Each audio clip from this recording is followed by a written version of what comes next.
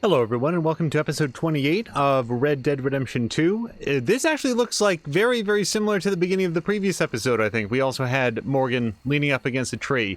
We're up against a little bit of a hard stop today because I have an early and busy morning tomorrow. What is this?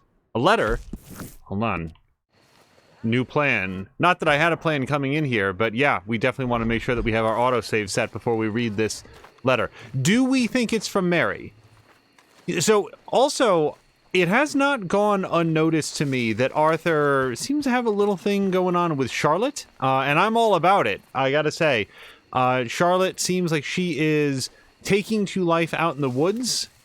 I feel like Arthur has met Charlotte fairly late in the story here, but Charlotte appears to know, or at least have a good indication, that Arthur is not doing well.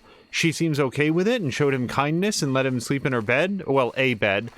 If a romance is on the table for Arthur, I think I'm a little bit more... Susan? Someone smashed the box. What box? The money box.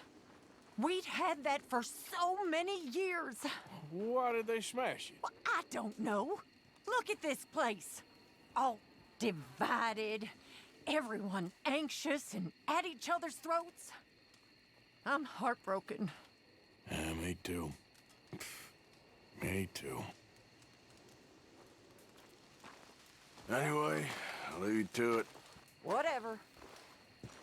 In a case like that, what do you think he would say if we did select, like, antagonize? Alright, well, I would take that. Flower... What the letter is, it really looks like that's a letter, doesn't it? Right there. Maybe I'll just examine the flower. Yep, that is as advertised, one flower. Yep. Okay, about the letter that is right there, can I look at that? Take cigarettes, flower, cigarettes.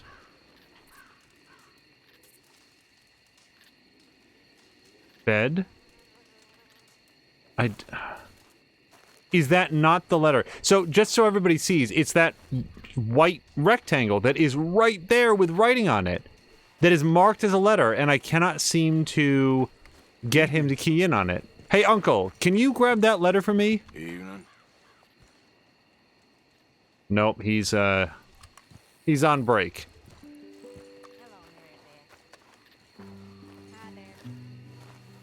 Alright, we've got shave. Cigarettes. Inspect. Nope, that's just looking at his pinup board. Inspect letter. Yes. Dear sir, you were once very kind to Beau and myself, and it pains me to ask you to show us further kindness. But I have nowhere else to turn, and nobody else upon whom I can impose. I will, of course, pay you handsomely for your troubles. My family have turned quite mad and are threatening to send me away to stop my work, which they say is disgracing them.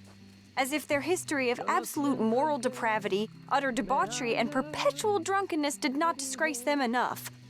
I must escape, yet I am kept prisoner here. Can you help? Most days I am to be found at the cabins on the plantation. The main house and all it stood for are thankfully no more. Yours faithfully, Penelope Braithwaite. All right. I mean, not tonight. I feel like it's a good opportunity. Arthur needs his rest, so we are going to sleep until morning, which somehow is 10 hours away. It seems much later, doesn't it? Oh, so I was just going to finish up that thought by saying that if, and I don't envision that this is really going to happen, but if there's going to be a question between Arthur gets together with Mary Linton or Arthur gets together with Charlotte, the widowed frontierswoman, I think the widowed frontierswoman is very much more his cup of tea these days. All right, we are on the road, and I think we're probably going to go see her, but as I recall, what's this? Micah? I don't want to hang out with Micah. So we can go up to Charlotte. I guess we're just wanted dead or alive permanently now. Is there anything we can do to adjust that? Probably not. We'd also go see Hamish, but let's go talk to... There she... Wow. Okay, so this is nowhere near, but that's okay. Thank you. Thank you so much. Oh. Oh, he ain't done yet, Abigail. Dutch seems... To have lost his mind? And no, Just be careful. I don't have to be careful. I have you as a friend. Well, don't give up on everything just yet. I guess. Sometimes I don't know that somebody's talking to Arthur until I discover, oh wait, he can't go quickly.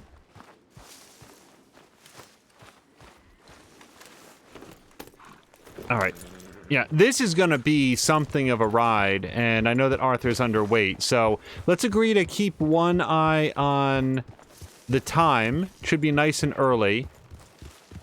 Yep, 7:13. As we get down south, we'll probably have to change him out of his jacket. Hopefully I haven't done something to mess up his, like, the wardrobe that we have on Redford. I've done that a few times, and I, to this moment, don't know what I've clicked on.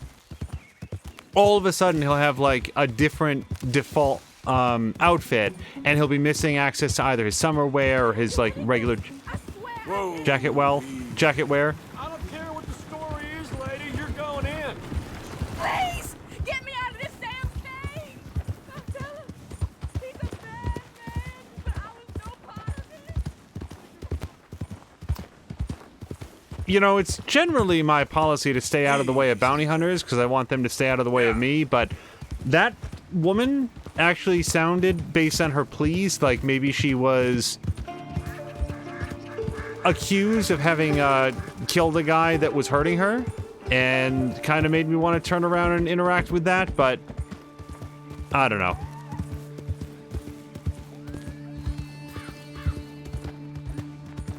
I guess I probably should have. Now it's bothering me that I didn't. Oh, hello to Blobbity-Blah.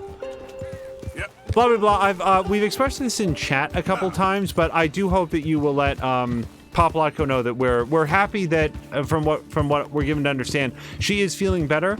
And if she's busy with work or whatever, I mean, understood. I like people to know that we miss it when they're not streaming, but also she should not feel pressured to come back. However, if at any point you hear her say, you know, nobody really cares or something, like I sometimes see people express that, like, no, it's fine. And, you know, again, if you don't want to stream, I will respect that. If you think that it's not worth streaming because people aren't necessarily going to notice, I miss Popolotko's streams.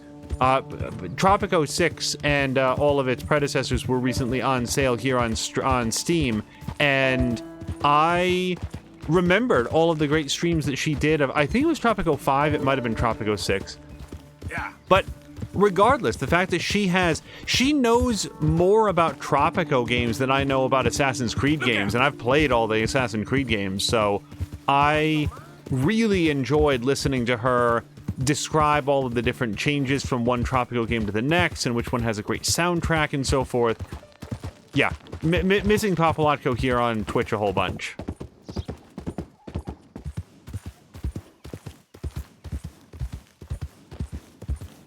For me, getting to stream is... There's so few streams that I walk away from not feeling better and more relaxed than when I went in. There's, I think some of the only ones... I want to say that there were some streams of Resident Evil 2 that left me feeling very, very stressed out about, like, where I was and how I'd done and how much health or ammo that I had left over. And you would think that, like, yeah, but that's just a game. Like, who cares?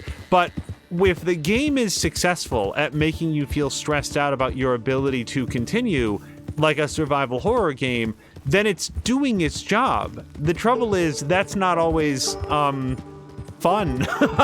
It's very, very well designed. I've made this point about Resident Evil 2 on a few different occasions. Another game that I left feeling, like I felt more stressed out and such was an event that I've talked about in the past. There's one episode of Divinity Original Sin. Divinity Original Sin 2 had a few episodes, actually, come to think of it, where I was like, I don't know what I'm doing here. It was so hard. I think particularly, without talking spoilers at all, the entrance to... Okay, I'm not trying to whistle for my temporary horse, but thank you for the tip, upper left-hand corner of the screen. I think it was particularly moving into Chapter 2, where... Or episode... Yeah, Act 2. Act 2 is what it was called in that game. Oh, hold on. Who the hell did you rob for all this? Hey, you ask no questions, I tell no lies. That's all yours once you hand me the money. Wagon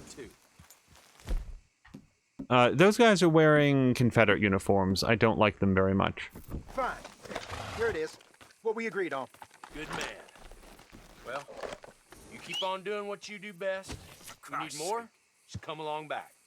Hey, you ain't seen shit, right? Ain't seen shit. Oh, come on, I hit that.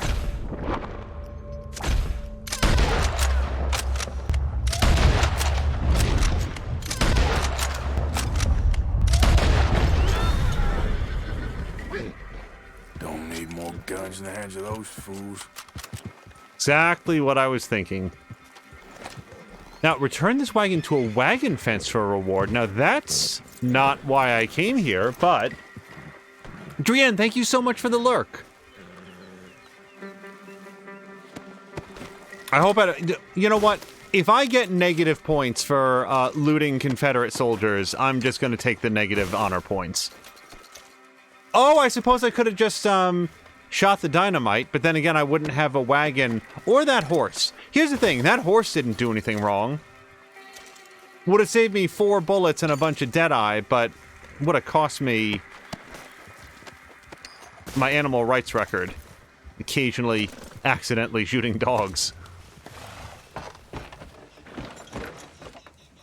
Okay, so let's see if we can get this wagon completely full of dynamite up to the wagon fence, who's not that far up the road. And do I still have that rifle? I do. So just in case we have to get, defensive here. Oh, hello to Ricardinho.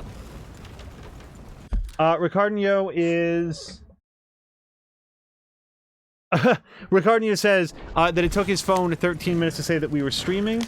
That's just slower than me waking up at 7 a.m. Well, I will say, Ricardinho, that I think the delay might be a little bit intentional because, for example, the other day... Oh, this was so frustrating. So actually, to Blobbity-Blah and Ricardinho, before we talk about anything else, I do hope that the stream looks okay.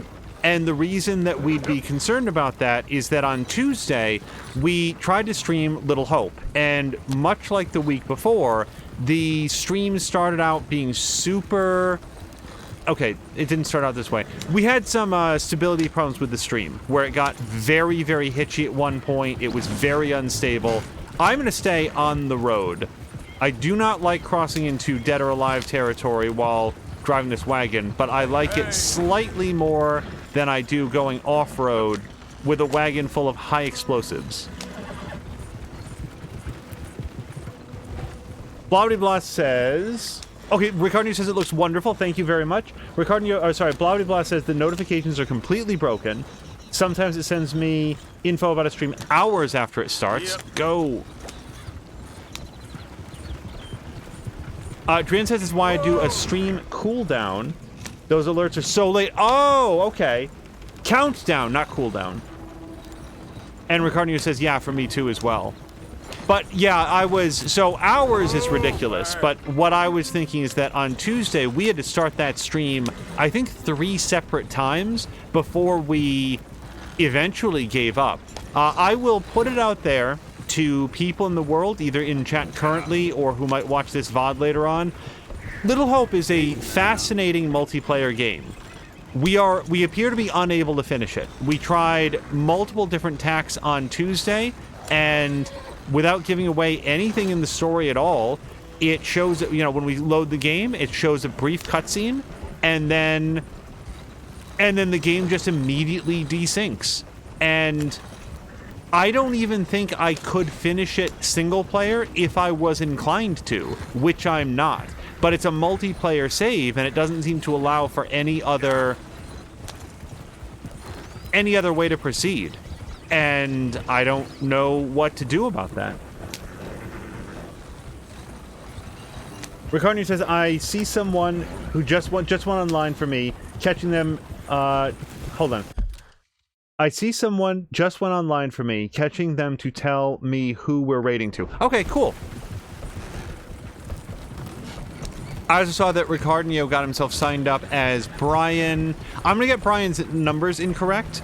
He might stop by a little bit later. But Brian has been streaming Yakuza Kiwami, which I have, we've been in the stream for.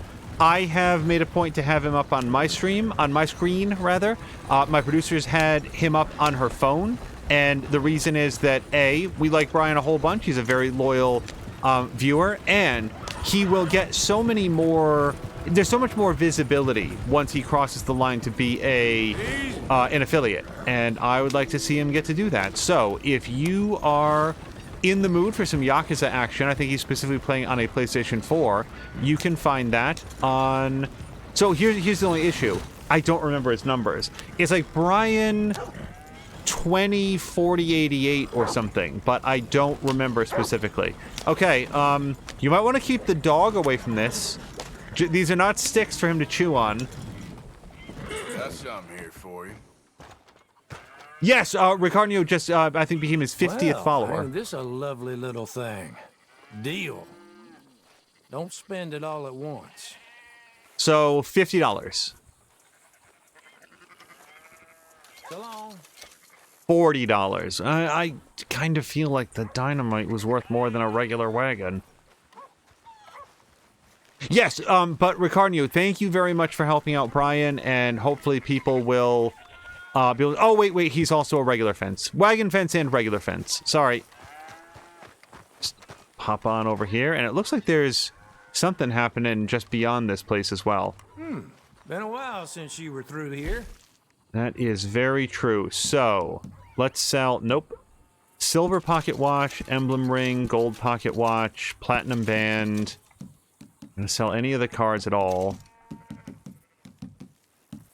I want to sell that gold nugget. Like, here's the thing. I would sell these gold nuggets if I needed cash, but I don't. So, any other valuables? Nope. Remember you. Passed through here some time ago, huh? Yeah, Ricardo, we were actually lurking when that happened. I like that username. It was all P's.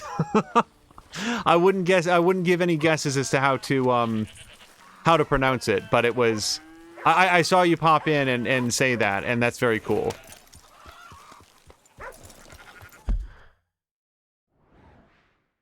Let me just make sure that we're set a course for...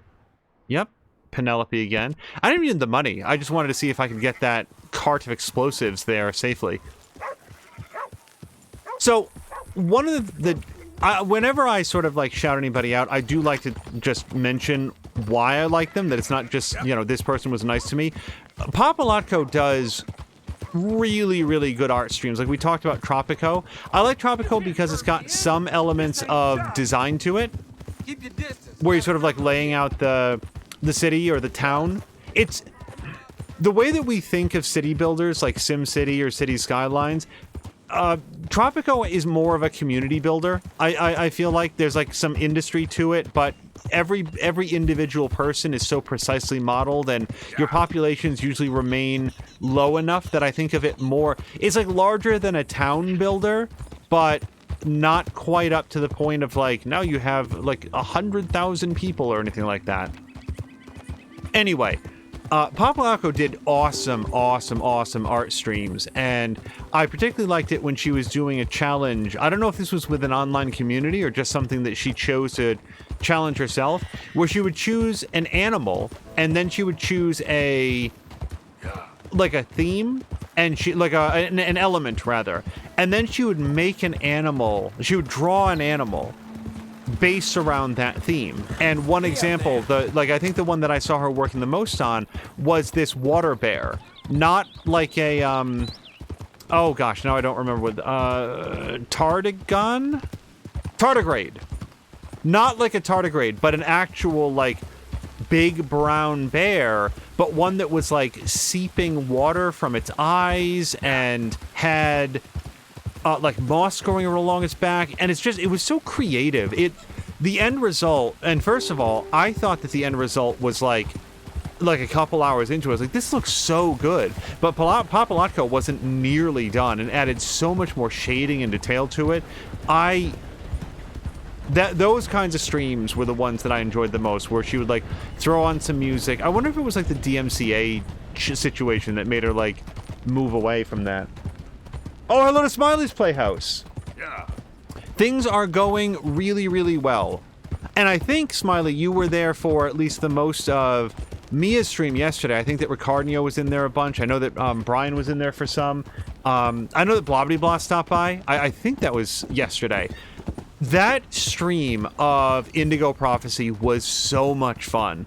For anybody that didn't see it, I'm going to like run the risk of not spoiling anything in the story, but just providing some information on what made it a fun stream, because we cannot live our entire lives without talking about why we like things for fear of spoilers. In this most recent episode of Mia's full playthrough of Quantic Dreams' Indigo Prophecy, which is known as Fahrenheit outside the United States, it started off fairly early on with her character needing to basically do a slow dance with his girlfriend, and Mia had the button prompts for the QTEs were really slow and widely telegraphed, and she had so much trouble with it. And just listen, bear with me as we go forward on this, because this is not me making fun of Mia by any stretch of the imagination. She basically mashed this poor woman's foot into paste by just repeatedly stomping on it during this dance. And I personally now think that Mia's stream needs to have a Tyler sound alert, because we heard that a whole bunch. So like, oh wow, Angel's really dunking on Mia, like saying that she's bad at QTEs. No, this was the like, I don't know, this was like the Neo downloads Kung Fu moment, because after she passed that and she made it through that, the game proceeded to dump out its basket of super fast, chaotic, very, very difficult QTEs, moments that I remembered having difficulty with when I originally played it on a first generation Xbox, like the original Xbox. That's where I played that game. And Mia cruised through them. And I felt, I don't want to speak for everybody in chat, but I really felt like people were so excited to see her like thrive in that game. Hold on a second. It was a very, very, very fun episode. Now stuff's okay. Over. Damn it. You there? Yeah. Would you watch my cargo here while I go find someone to deal with this? Sure. I guess. Thank you, sir. Okay, so here's... Boss gonna be sore about this tomorrow. Pay good money for what? Is that horse alive? Did he kick the head over, or did it stand up and like lift its head up and look at him? So here's my prediction. I think that I'm not gonna take the moonshine. I don't give a shit about the moonshine. I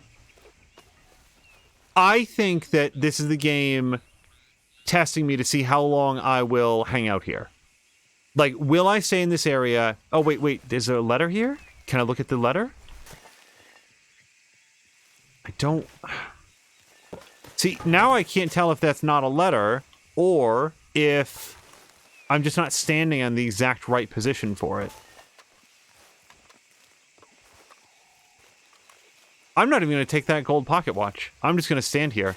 I agreed to watch this man's stuff. I'm going to watch the man's stuff.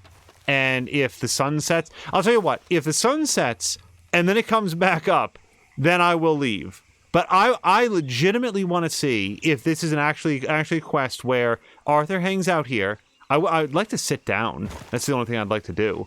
Here's the thing, though. Like, I could sit down at a camp, but I'm worried that if I build a camp, then it'll qualify as having failed the mission. So I'm just going to hang out here for a minute. Oh, wait. Look, there's a little chest here.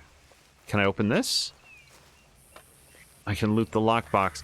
Well, most of me really wants to take this stuff. I'm going to wait. So while we're waiting, I also pulled 2 clips out of yesterday's stream of Mia, and it is possible that I am the only person in the entire world who found this as amusing as I did. But there were 2 moments.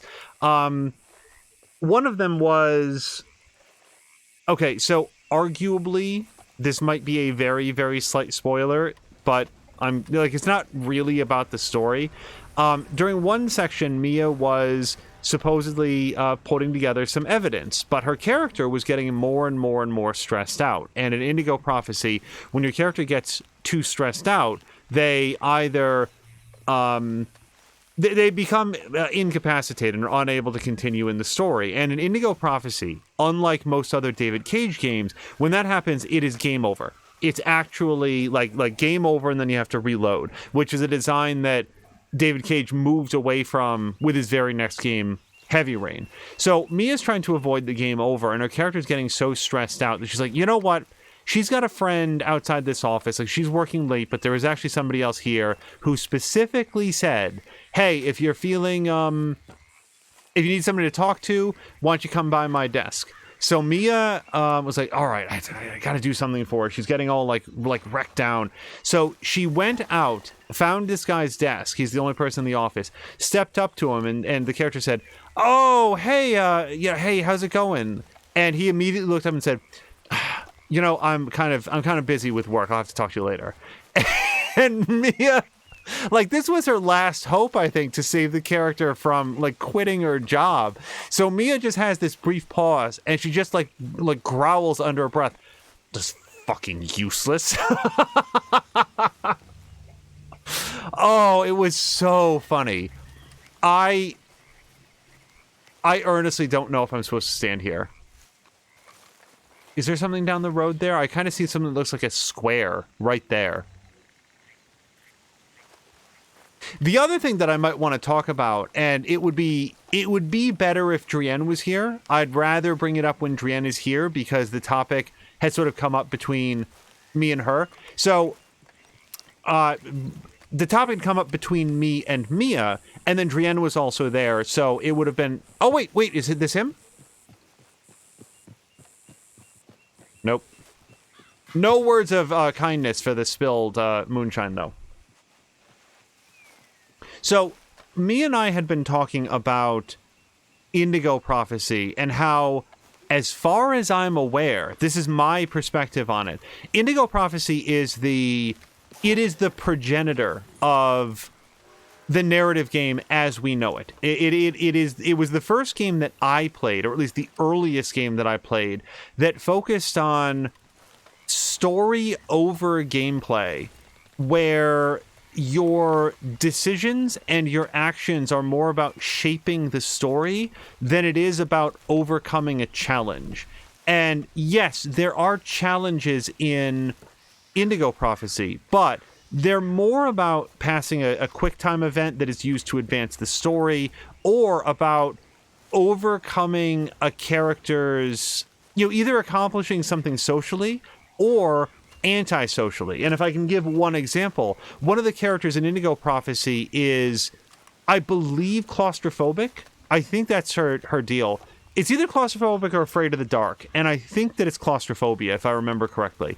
So there's some gameplay centered around the fact that when she needs to keep herself calm, the game brings up like different meters and different things that you have to focus on as the player to simulate the character focusing on like her breathing and stuff like that to stay calm.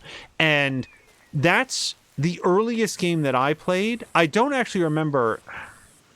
Can't believe I'm not allowed to take that. So my stamina boost just wore off because I'm standing here like a moron. Okay, so just to continue the thought. Drienne has a different view on it. Drienne's view is that Shenmue is kind of the starting point for the modern narrative game. And that's of interest to me because I personally see Shenmue as being like an entirely different genre. Honest to God, how long am I supposed to stand here?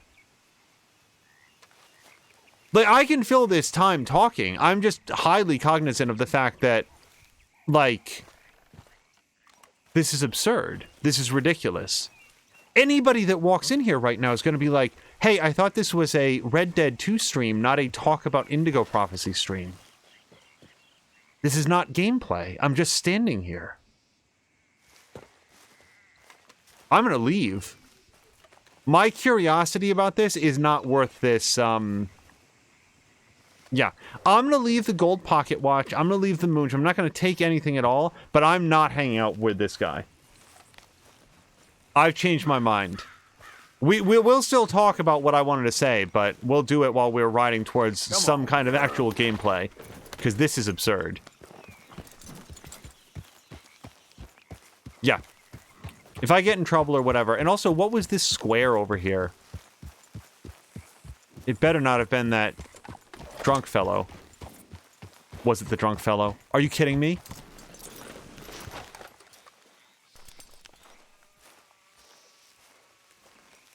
Hello? Is this him? I can't talk to him. I am 99% sure that this is him. He just walked down here. Okay, I'm just gonna go. I'm not gonna beat him up. I'm not gonna shoot him. Stupid asshole. Okay. I left your gold pocket watch. You're welcome. Yeah, to me, so Shenmue was like late 90s, like 98, 99. I don't know exactly when the Japanese version came out as opposed to the American version, but oh, and it's also very important for me to mention, I've never played Shenmue. I have watched a complete playthrough, specifically the one that they did on Game Informer. My producer and I actually watched that together as it aired, because both of us have always heard about Shenmue. I never played it. I had a friend who had extremely high hopes for it, bought it when it came out on the Dreamcast, did not take to it very much. I forgot we burned this place down. Actually, more specifically, I haven't been back since we burned this place down. Not a single tear rolls down my cheek for that. Let's go! You don't want to go. You won't be a man once you're done with you. It's okay. Okay, what? Not ready to bleed. Okay, I didn't...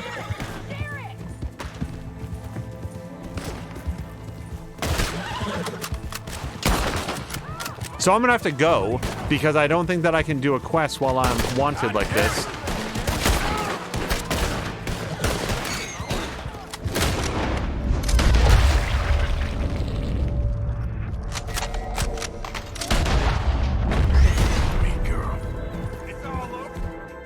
Nope.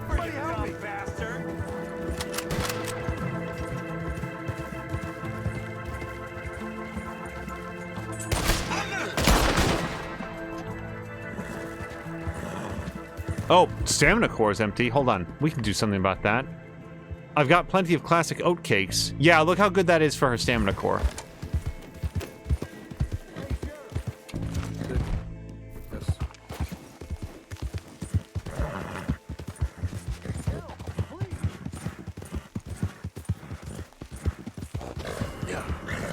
Crime reported to whom?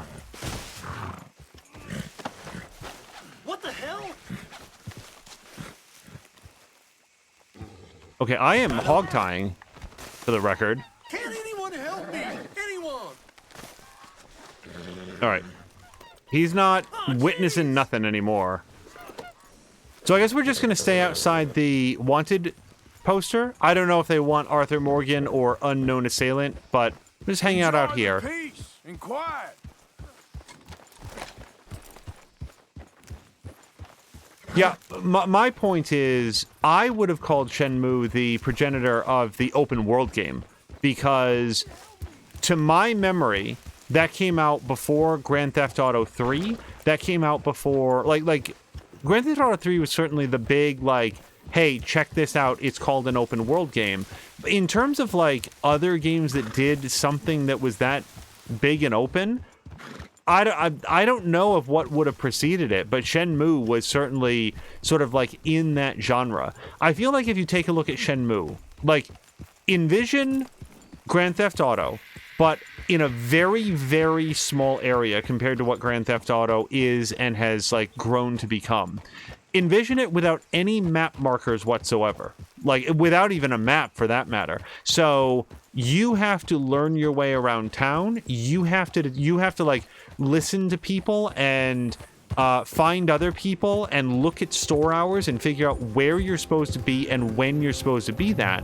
And then imagine Grand Theft Auto with an understandable, more limited amount of sort of like things to do in the world, where you can't really go bowling, right? But you can go play like Plinko. You can't necessarily go to the gun range because that's not what's in the game, but you can train for fighting and get your stats up in Shenmue. I see a lot of crossover between Shenmue and what we now know as modern open world games, but as with Indigo Prophecy being a very, very primitive narrative game, I feel like Shenmue is, by today's eyes, to me, a very primitive open world game.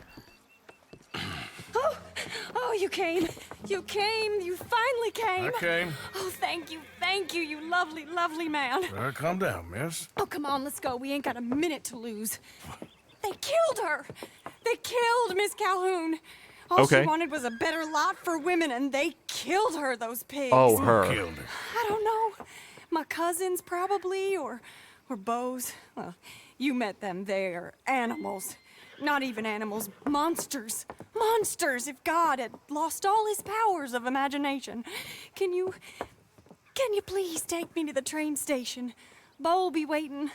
Beau, why couldn't he come and rescue you? Well, if they saw me and him together, they'd lynch him and send me off to a nunnery. Or maybe they'd lynch us both. I ain't quite sure. They do so love hanging folk. Where you heading? Up to Boston. Good. Yeah, I like you up there. Come on, let's go. Of course. Okay, so before we go, let me just take that, yeah, I'm gonna take that mark off the map, I mean.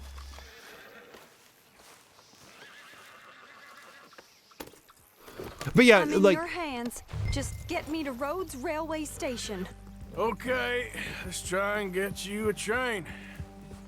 although that's my Beau's perspective on just it. Waiting at Hold the on. station in the hope you'll show up, or I'll show up to help you show up. He goes to there every day he can. Makes up some excuse or other. I said he would see me there one day soon, and today he will. God willing. Hold on. It's been a while since Arthur had any food himself. Yeah, that's pretty good. Well. If he's there, that's true love, all right. I've hardly seen him since the rally. They watch me so carefully, and he's waited, or so his letters say. Our families won't let us out. And then all that business with Aunt Catherine and my cousins. You saw the house. Hello, Ezra. And then Lee Gray and those boys killed. So much bloodshed. You'd think this could be a new beginning, but everyone left alive. They're even more angry. Maybe anger's a complicated thing to let go of. Something good has to come out of this awful, awful feud. That's what I've been hoping. Beau and I have to be better. Our families were here for years and years. Sometimes I feel like we can't just leave death and pain and ruination behind us. Plenty before you have. Plenty will again. But, yeah, as far as it goes, get out, don't look back, and make something decent of your lives. He's a good man, isn't he, Beau? There are worse. He's kind, and he's caring, and he's strong. I'm sorry, I didn't mean to laugh. He's a lot of things, but... And not strong like you, but strong enough to stand up to his family, to be different from folk. You don't know how hard that can be, to say something is wrong when everyone around you thinks it's right. No, perhaps I don't. But he is a good man, and he's lucky. You're both lucky to have each other. This could be the best day of my life, or the worst. I can't bear not knowing which. There he is. Oh, it's him. Will you ride on the train with us a little, just to the first stop? Fine. Wait. If I hear that damn... Okay, so first of all, Arthur has very wisely gotten himself an additional gun. I am kind of thinking, though, that I want to swap this out for a shotgun. Let's go with the semi-auto shotgun. I haven't had a lot of occasion to fire that guy. And Lancaster repeater. Oh my gosh. Hold on a second. We have to maintain this. Madam, I will ride with you on the train as soon as we polish this up.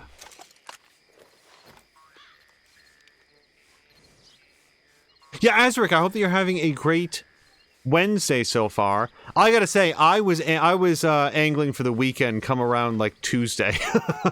I am all about it. Tomorrow will be an interesting day. Wait, as long as we're doing this. Okay, no, shotgun is clean-ish. Yeah, we're good. All right.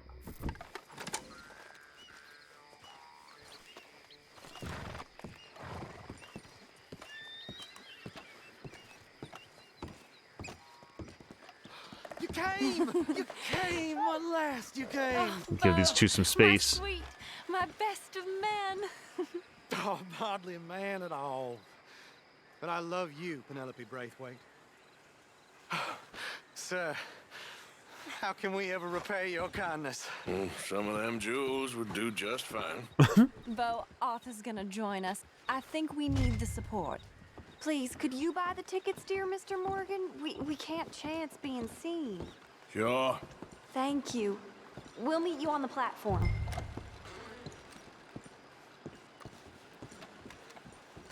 Can I have 3 tickets to Saint Denis, please, sir? Of course. Oh, hello, sir. Hello, Alden. I hope all is well. Not terribly, but good to see you. Hey, cousin. No, hey, no, you leave us alone. Penelope, get back. Excuse me, Alden. Here, get on the train. Get your bags, miss. I got this. Come here, Yankee. With pleasure, you goddamn. All right, what's the block button? X. You want to come back here without giving you a whipping? We should have done this last time. Should we have? Because it's not going your way so far. 4 fists and maybe 1 brain between you. You're gonna get hurt, cowboy. Oh, B to break 3. That all they taught you? Okay, I don't want to be between these two anymore. His real name, it doesn't matter. He can fight. Oh, Arthur, come on! Now there's only one of you. For a second, I thought he was going to pinwheel backwards over his friend, which would have been awesome. Arthur, please get Like, out. trip.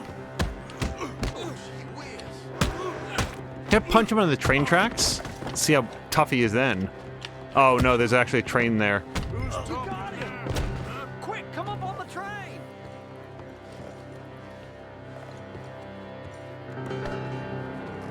I don't care about looting Scott, I don't think. Enter train. Hello, future. All All right, all done. That is quite a family you got there, son. I know. Charming to the last. Then again, my uncle used to keep his own half-brother as a slave, so what do you expect? Good manners? My uncle used to say things were better the way they were, when he could rape and kill with impunity, and he didn't have to work a day in his life. Both our families. There's good people in this county, but our families bullied them and drove most of them off, whites as well as blacks, all over this silly feud. Well, how to life? Oh, my lord. What? Oh, I think it's my second cousin. What is with it with all these goddamn cousins? I think they found out about the jewels. All right, keep your heads down. I'll deal with this. Jewels? I knew you had some damn jewels. All right. They're coming from over the hill. You must have all the jewels in the state, the amount of your cousins here.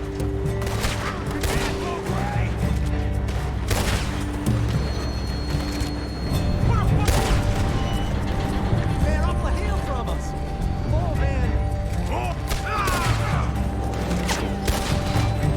Really? Oh, man. Penelope Braithwaite, this ain't about no star-crossed lovers. She's robbed her own family blind. Well, as families to rob blind go, makes sense to me. They're coming from behind the train. I killed my cousin as soon as she touched the gray.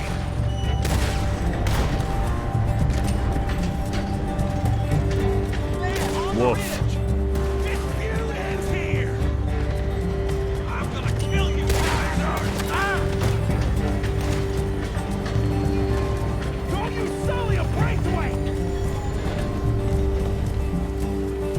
Oh, are they gone? Okay. Let's try to shoot more of them. Oh, Caroluna is just dropping by to say goodnight before we go to sleep. Caroluna, thank you so much for hanging out. Damn those brutes. It's all right. It's over. Look. Is that the driver? He's abandoning us. Hold tight, all right? I'll take a look up front. What will you do? I'll figure it out. Press the go stick. I love the lighting in this game so much. We're in the clear. Time to start this train again. Damn it, you did run. Remind me to rob your trains, mister. Let's see now. Accelerate A. Use whistle.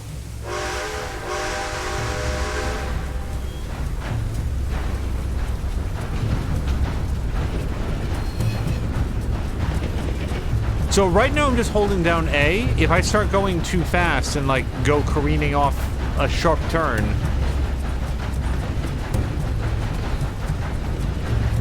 Fortunately, it looks like Redford is keeping up. Either that or she's actually on the train someplace. Nope, there she is.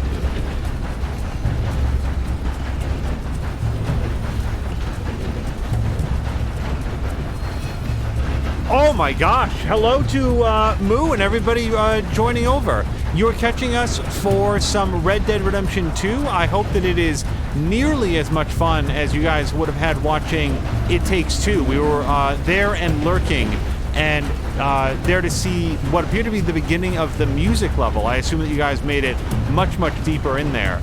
Without saying anything specific about It Takes Two for fear of spoilers, I assume the train knows which way to go.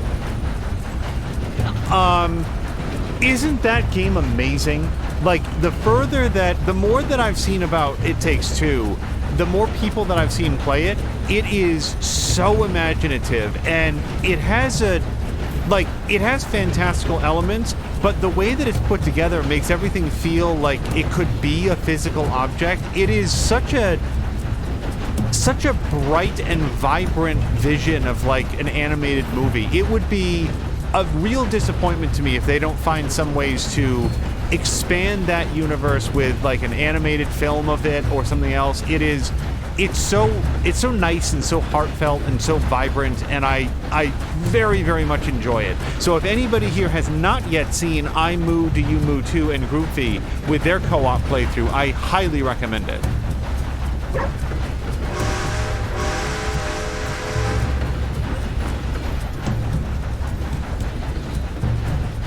When I left trigger, I do not hear a bell at all. Oh, get out of the way. So here in the world of Red Dead Redemption 2, we are, as you can see, piloting a train, driving a train, conducting a train. I do not know what the verb is for what's happening here, but we are moving forward on a train into Saint-Denis because we have a pair of star-crossed lovers, at least one of whom completely stole everything that her family had. This is now cinematic mode. I am a train indeed. That's actually how the game ends. Arthur transmutes himself into a locomotive, like, you remind me of my Jeep. Oh, Brian, hello! And, is it, do you go by M. Matten, or just Matten? I don't know who that person is, photobombing the cutscene. It's best you go on alone from here. Mr. Arthur, I didn't know you could drive a train. Neither did I. But if I'm honest, it was kind of fun. And I didn't kill any of us. Well, I killed some of your relatives, but they would have killed all of us. You are a gentleman, sir. Oh, no, I ain't. Yes, you are. Here, I ain't got much money, but these sapphires are worth a lot of money. Old family heirloom. That Braithwaite treasure. Why would I not accept this? Thank you. Now, let's get you off to Boston before any more of your relatives show up. That might be wise. Hey, you there? Yeah? This couple is heading up north to the Boston line. They got money, they'll pay you on arrival. That work for you? Yeah, sounds fine. Get on in. Hey, you carry protection on a journey like this? I wouldn't be much of a stage driver if I didn't. Goes everywhere I do. Hey! Miss Braithwaite is gonna hold on to this until arrival. On account of the treasure on your person. I don't know how to thank you. You're a fine man, sir. Just get out of here. Ollie. Yeah!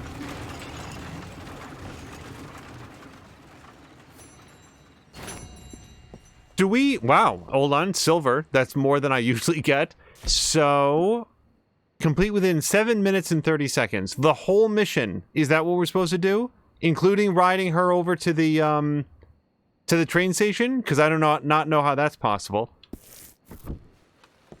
Oh, and while we're here, let's pay off the bounty. I wanted to do that at the last one, but welcome. Needs must. Station clerk. Oh dear. Have you come down with the flu as well, sir? Flu? No. What are you talking about? Nothing. It's just been going around, that's all. Anyway, how can I help you? Ready for a clean slate? Good day to you. Sure am. Okay, so, well, with that done, none of that went through. Oh, so in terms of like taking that reward, first of all, that was a deal struck in advance. I will pay you if you get me to my boyfriend and then you help us escape. Okay? So we all understand that there's going to be a payment due at the end of this. You know, it's not being extortionist after the fact. Secondly, she's not poor. She's not destitute. She's not impoverished. She has an entire purse full of jewels that she's stolen from her family, and she's giving away one of them, just one, to Arthur. Hey, these sapphires are probably worth something. Why don't you take these? Yes, thank you. I will do that. That is adequate payment for the services rendered. It's when a person who's living in a hovel at the edge of a swamp wants to give Arthur, like, all of the money that they have in the world, which is like $15, so that he can go get a bath once. It's like, no. And yes, I know the baths are like 25 cents, but it's the whole point. So, also, we are hell and gone from Saint Denis. Where did we pick them up? It doesn't matter. So, where do we want to head next? We can go up there to Micah, and I want to go see Micah. Let's go visit Charlotte, which is a little bit of a ride. But the good news is, I mean, in a modern, well-designed open-world game, half the adventure is where... Oh, I actually need to make camp, now that I think about it. Yeah. Put away these guns and have something or other to eat.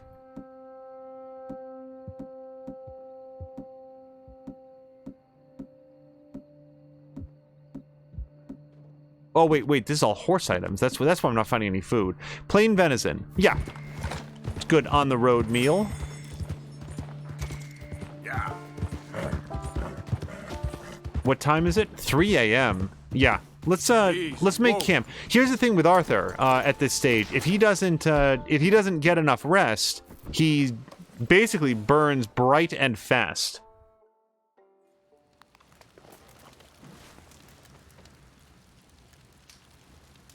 I think I'm just going to sleep until morning.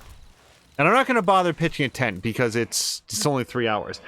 So Brian's saying I had 5 views today, and Ricardo made a second account to follow me and to make it up to 50. Yes, Brian, we were actually watching it. Now, I've been careful how much of your stream I've been watching because Yakuza Kiwami is also on my list to play at some point. But I gotta, like, if I can offer some feedback, it looks great.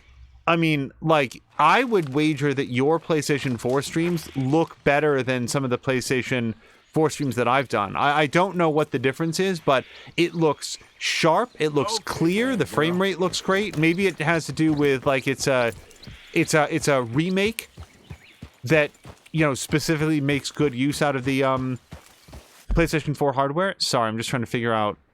Okay, so just due south, I'd say. Do not go over the edge, Arthur. There we go. But yeah, Brian, congratulations. And with viewer numbers ticking up, I think that you are well on your way to affiliate. Congratulations on the 50 followers, and I hope that you are... we will do everything we can to help direct people over to help hit the viewer threshold. Because that was the big thing for us. When I started streaming here, the conversation that we had was about basically building a strong foundation. We wanted people who visit the channel to be able to look into the videos tab, to be able to look into the collections tab and see, oh, this isn't like just some casual thing that's being thrown up here on the day. Like, there's a lot of stuff here. We have many, many completed playthroughs, and we wanted people to come by to see that, to know that we take this seriously.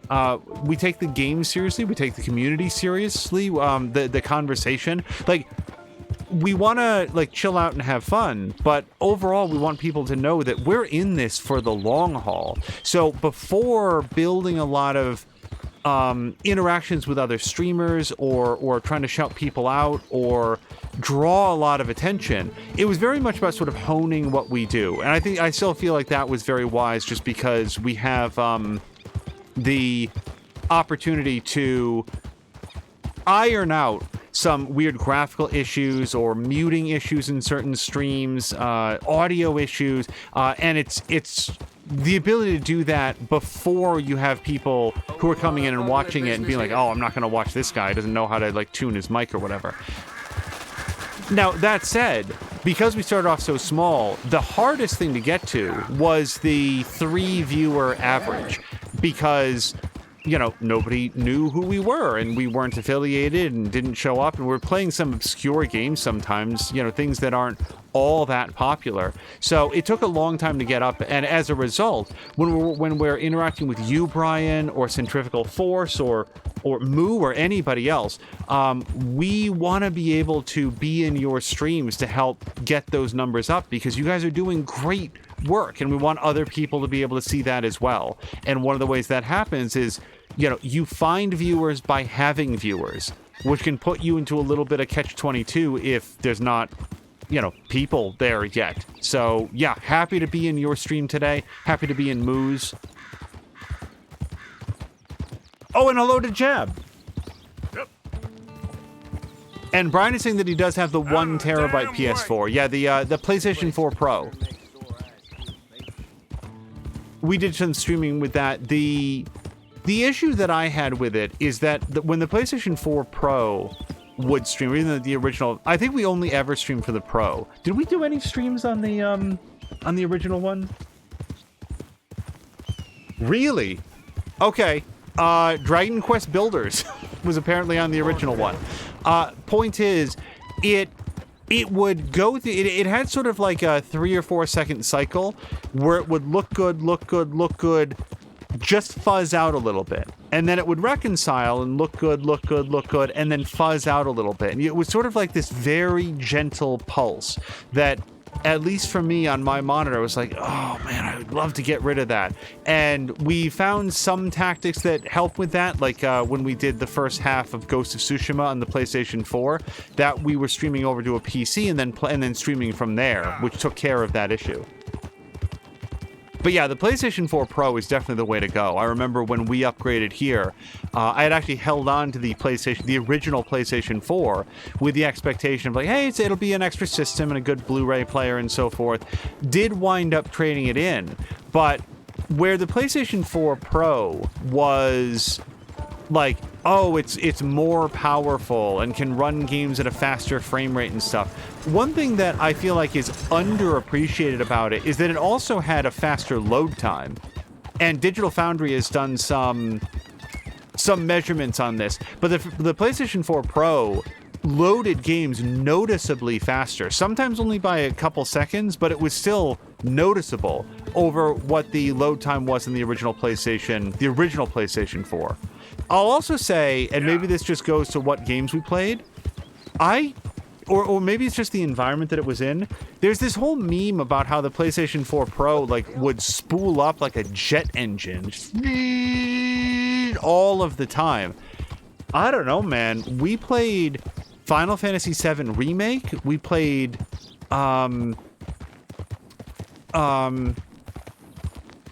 did Spider-Man? Yeah, Spider-Man was on the PlayStation 4 Pro.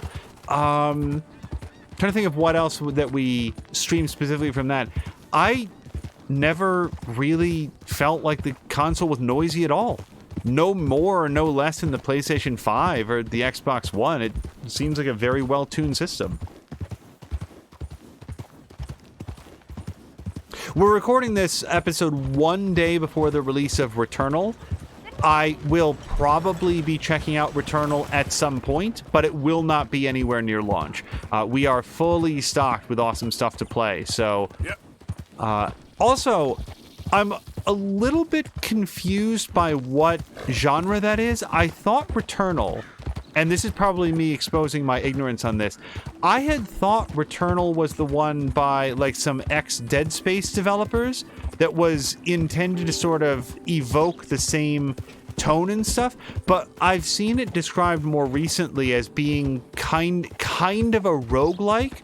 It got very, very good reviews. Both Polygon and Game Informer were very impressed by it, so I'm looking forward to it. Azric says Final Fantasy VII Remake was his introduction to us. Well, I loved that game. What am I supposed to do about this? Go around? Does Arthur have to go around the train? I guess so. Here's the thing. If I try to jump that... Wait a second. Wait a second. This is my horse, yes? This horse is the wrong color. Hold on a second. Wait. Oh my gosh. Redford. It's terrible. Oh, wait. That was... Okay. I mean, I won't begrudge a hungry horse a meal, but I meant to brush. Hold still, girl. Oh my god. Oh, she was filthy. Okay. Yeah, Final Fantasy VII Remake was a trip because, as you may know, Azric, I never played the original. I am only passingly familiar with the story. So, I was basically playing this game, which has a lot of resonance for people that played the original. And I learned after finishing it what things were from the original game and where it took some other turns, and I am not going to describe any of them here for people who have not yet played it, but Final Fantasy VII Remake was the most that I have enjoyed a Final Fantasy game since 12. And I didn't finish 12. 12 is actually on our list to stream here someday. I want to do a full playthrough of it. When I do, I will call out the exact moment that I have stopped playing it every time I've tried to play it. Not because I don't like it, but because something else would invariably catch my attention, and then I would have to come back for it later. Sam Lander says, isn't Redford supposed to be black? Yes! And she looks much more black when she's not... Hold on. Wait. Oh. So up now. Well, we better use every part of whatever I just killed. And hello to Samalander. Yeah, Final Fantasy VII Remake is awesome. I don't know who would possibly need to hear this from me, but that game is... Yeah, this is going to be a super low quality Jackrabbit. That's okay. Will I be able to... Wait, cook? Wait, I just press B and cook? How does that work? I've never done this before.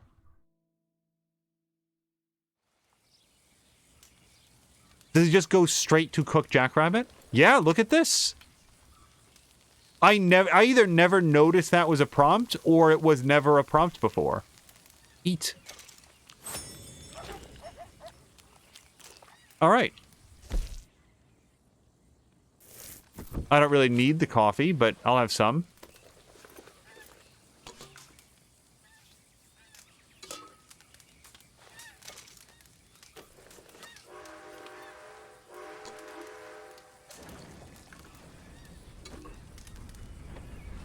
Drink? Yes. Okay, I get it, game. We're ready to go. Ricardo is going to warm up the late night food, and Azric says, LOL, and Mia voicing her opinions about Tifa. Well, Tifa was my I thought Tifa was the best. I know that I know that, people really like Aerith, and... Now I'm second guessing myself. In Final Fantasy VII Remake, is it Eris or Aerith? I think it's with a TH at the end. That's my memory. But Tifa was, for my money, the most fun character in the game to control. And I also just very much liked that, like, Barrett has a machine gun, or a Gatling gun, I guess you'd say, minigun. Cloud has a sword that is twice as long as he is tall. Aerith has magic abilities, and here's Tifa, who's just like punching things with fists that are roughly the size of like a tennis ball, but they hit a lot harder than tennis balls. I mean, she was, you know how, in the fighting game Injustice, they were going to have Aquaman, and they kind of wanted to overcompensate for the fact that he's Aquaman, so they made him like a really, really fun character with all sorts of like cool abilities and combos. That's, I feel like, what they did with Tifa, which is, hey, if we're going to justify the fact that we've got a character in the game who is basically just sort of like boxing, we have to like make her really, really fun to play, and they nailed it. Like, her combo system and her, like, the way that her combat moves flow, I would full-on support a full Tifa game. Brian is still waiting on the rest of the game of Final Fantasy. What I played of Final Fantasy VII Remake makes me extremely interested to see the rest of it. I do know that they're now doing, like, a PlayStation 5 version that's gonna have... like some additional chapter or something like that. I don't know that I'm gonna play that, or like if assuming, I don't know this, but assuming that is its own package with its own price tag, and that you get this little like episode like they did for Final Fantasy 15, like a story episode with these characters that I personally don't know at this moment and they don't mean anything to me. No, I'm not going to do that. If it turns out to be like a free upgrade or something, then I might take a look at it.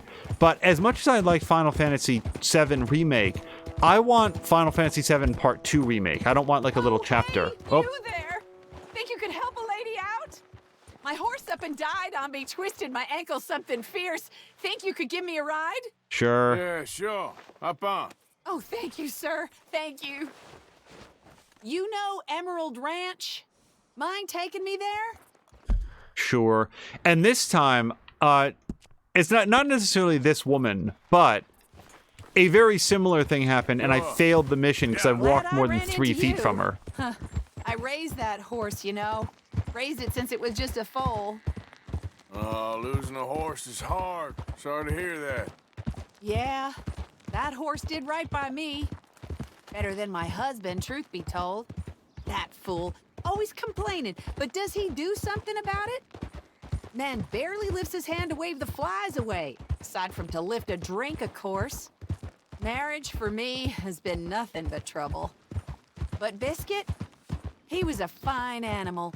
Loyal, smart, brave. Didn't take no guff, not from no one. Had one of them mountain boys pull a gun on me once. I was riding up near the Dakota and had stopped by a nice warm patch. Must have dozed off, but I wake up and find some nasty piece of work pointing a rusty shotgun straight at me. Well, he gets wheezing on and I must have made some sort of noise because the next thing I know, Biscuit had nipped his ear clean off. Kicked his hide, too, as he was hollering away. Didn't think a man could run so fast. Oh, yeah? Yeah, had a good laugh on that one. I tell the husband, what does he do? Should have never gone over there, honey, he says. Gee, thanks. So, you live at Emerald Ranch then? For the time being. I was looking for work. They was looking for some help with the gardens. If I waited any longer for my husband to put food on the table, I'd have died of starvation. I'll be moving on soon, though. Emerald Ranch, well, it's a strange place. How so? The owner's a mean bastard. Strange, too. Delights in bullying folk. There's a daughter, but she never leaves the house. You can see her in the window sometimes. Oh, we're getting close now.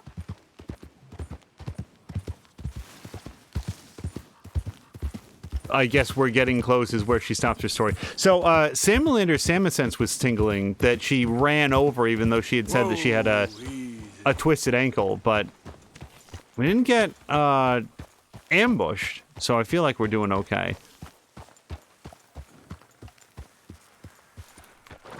We ain't hardly going nowhere at this speed. Oh my god, she's gonna fail the mission again. This is great. This was kind of you, mister.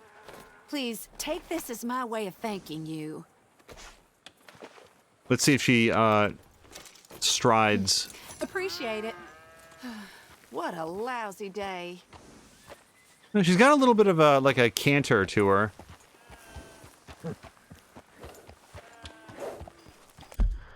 Okay, so god damn it. I am never gonna get to. So I'll tell you what, Herschel here, what's his name? Hamish? He's only available some of the time. So we're gonna go up and see if he's available when we get to him.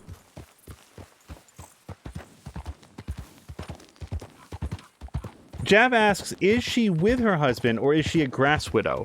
I assume she's still with her husband. I'm not sure. Also, so Brian is saying, yes, a free upgrade. I pay $60 for the game. So if that's the case, then we might do a special, like a follow-up episode for, well, episodes, I would imagine, for Final Fantasy VII Remake, where we do play through whatever the additional content is. But if it's, pardon me, if it's anything that you have to pay separately for, I don't know, man, maybe on a super deep discount.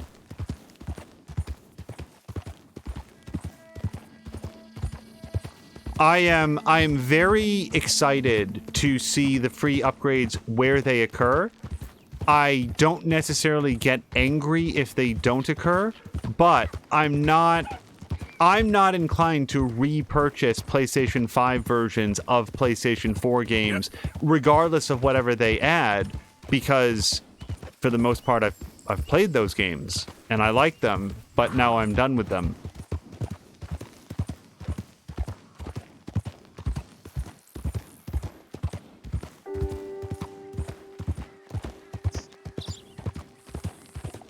But yeah, Returnal comes out tomorrow, and mostly I want to see what other people think of it. I also did notice that Outriders is on sale this weekend, as is. So Steam is doing their Golden Week sale, and one of the things that is on sale, bringing it down to about $23 American, is Death Stranding. And I would be fascinated to try to stream that game because, as Drienne says, Drienne watched somebody play it, and in the course of like a couple hours had accomplished nothing except like financing part of a bridge or whatever. I also think it would be a lot of fun to try to figure out like what we can of the story, but I'm not sure. I do have to say that a lot of that game seems like spinning wheels. I do feel like it would be... I think the most satisfying thing that I've seen in Death Stranding is the sense of developing, like, sort of trailblazing. How do I get from here to there? And then how do I improve the return trip or subsequent trips to the same location to make it easier, more natural, shortcuts, and so forth? I think that's a very interesting game mechanic. All right, Hamish is here. Now, the last time we went out with Hamish, we got ourselves a legendary fish, although I'm not sure it's like the legendary fish. Or he got it? Either way. He said after that, at the end of that, hey, if you ever want to go hunting, come with me. Or come stop by again. So I'm going to grab my... The game might override my choices here. Let's grab the bow, and then let's grab the... I really like the bolt-action rifle for hunting. Also, I don't need to do anything with the bow to, like, maintain it, right? No, it's not even an option. All right, let's go visit Hamish. Brian is saying that it's a slow game, Death Stranding. Yeah, I've seen people, we've had people in chat say, oh man, I'd love to see an Angel playthrough. We've also had people say, I'd love to see a Mia playthrough. And I am in that second camp. Hamish. Arthur! Come in. You said, we could go for a hunt. I did. There's this huge she-wolf been stalking me the last few nights I've been out, but she can wait. Let's talk a while. Sure. So what do you do? Me? I'm a wanderer. I was born further north, but I spent a lot of time out west. It's funny. I never saw myself as a wandering man. Hello to Tashir. In the brief moment that we have, I would have liked to hear his story. Thick, you could have walked across the whole field without your boots touching mud. Those were bad times. Yes, they were. Would you like some more coffee? Please.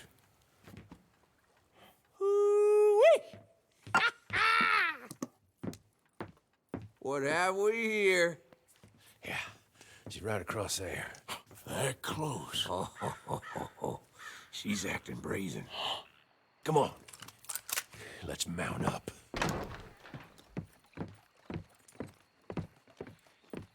Come on. She went around to the left. Around the lake. Hold on, let me just get rid of the map marker. She's down here somewhere. Okay, girl. Come on. She's not gonna wait around. Wolves shouldn't come so close to people. Yeah, it's strange. When the whole country was wild, they could go where they liked. Now they're stuck hiding in the few corners of wilderness we got left. It's a feeling with which I can sympathize. This ain't a country for wild animals, nor wild men neither. Not anymore, it seems. You hear that? I sure do. Yep. Quickly now. This way. Oh, wait, this is a small game arrow. That's not gonna work. There. On the outcrop. You see her? Let's go around it. Okay, I'm with you. Wait, no. The game did that with the camera.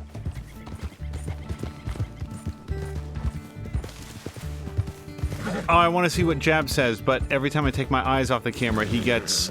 Or, Hamish, he gets further apart.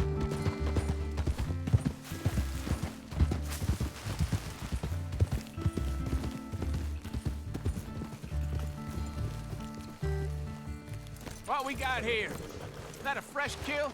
Could be. Is the blood set? Let me take a look.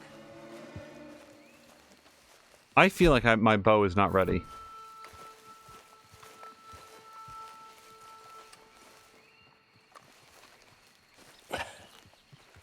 Yep. That was her dinner.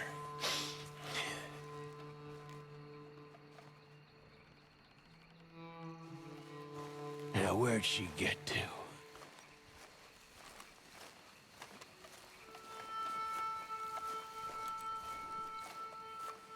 My guess, she's gone somewhere over there. There's a whole lot of over there. That's the problem. There she is. Got shy all of a sudden. You got some extra miles in you tonight? Oh, if we gotta chase her, let's chase her. All right. Come on. Jab is saying that in his opinion, as someone who's watched but not played, that if Death Stranding had been made anonymously, then it would have had much, much lower ratings. Yeah, it does, I think, get some benefit from having been made by Hideo Kojima. Damn it! Too slow. It looks like she's headed into the woodland. We're gonna have to track her through the scrub. Better to be on foot. Send your horse somewhere safe. Get going, girl. There's a wolf about. Oh, not into me, though. Ow. Oh, good old Redford. Immediately goes towards the wolf. Okay. You went in there, all right. We got a tracker. Now, you want to take the lead, or shall I? Come on, you want to track this animal, or should I? If you don't mind, I'd like to. Okay. Get tracking. I'll be close behind you. Okay, just with emphasis on the behind.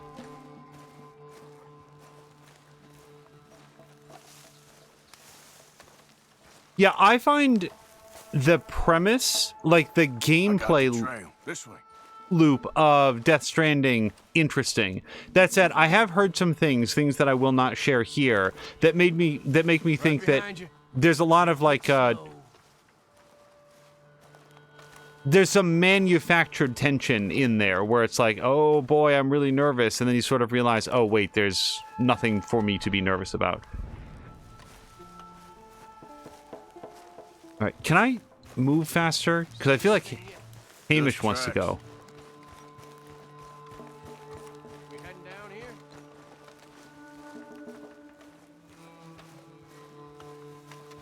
We don't get her. What's the that can happen? She runs off with the chicken? Well, I'm fine with losing chickens, but I lost a leg already, and I gotta pull down my pants to shit in these woods, so... Yeah, you don't want to lose that.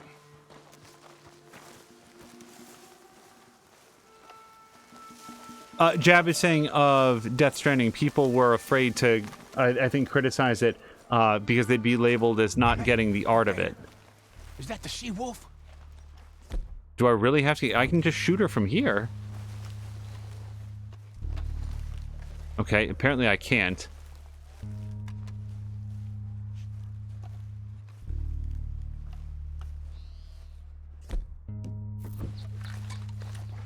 Yeah, so I cannot draw my weapon. I can only look at Hamish.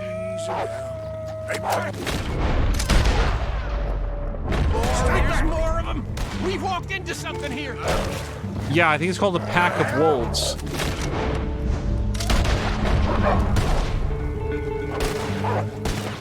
Oh boy! Ow! Tore my pants. Ugh, and now my arteries. Ouch! I really want you to stop that. Whoa, you all right? I was ready to offer my complete and unconditional. Yeah, I don't think the wolves would have shown much mercy. That's quite an ambush she led us into. Yeah, bushwhacking, I'd call it. Huh? God damn! Over here! Over here!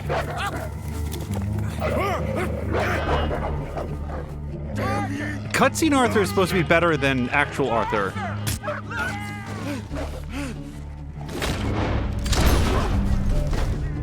You all right? Yeah. Damn. Big son of a bitch. Is that all of them? That's the best of them. Look at them. Proud thing. Scary thing. They brought us here to be slaughtered. You were after a hunt. Yeah. Yeah, and I guess I got hunted. You going back to the cabin? Nah. Still early. We'll stay up here a while. Dress this animal. Won't likely see another like him for some time. Yeah, I hope I won't neither. Thanks for taking me out. Yeah, anytime. You want to go out again? Yeah. You come by and see me. So long, then. Wait. Here's a pelt. Thank you. You earned it. So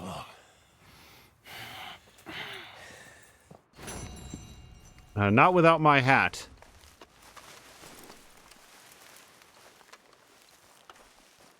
If he could speak, the stories he'd tell. I suppose I can just get another hat off of Redford. So, Hamish doesn't have dibs on all these wolves, right? I mean, I can skin the others and take them with me? And one of these wolves is at least 2/3 Arthur, based on how much they ripped off of him, so I'm gonna take my share. Oh, there's my hat.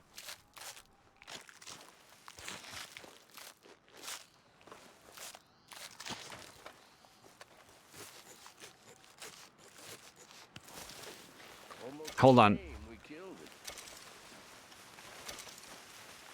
Okay, we're gonna have to drop the pelt to get the hat, but it's a fair trade.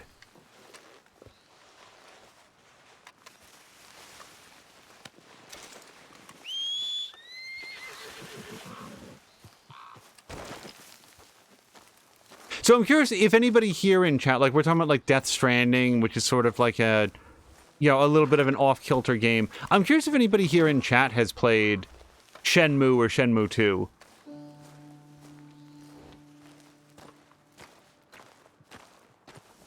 Just because, as I mentioned somewhat ago, I've seen a full playthrough of it, and it may not be absolute and complete as to in terms of like what all can be done in the game, but it was certainly a very thorough look at the experience.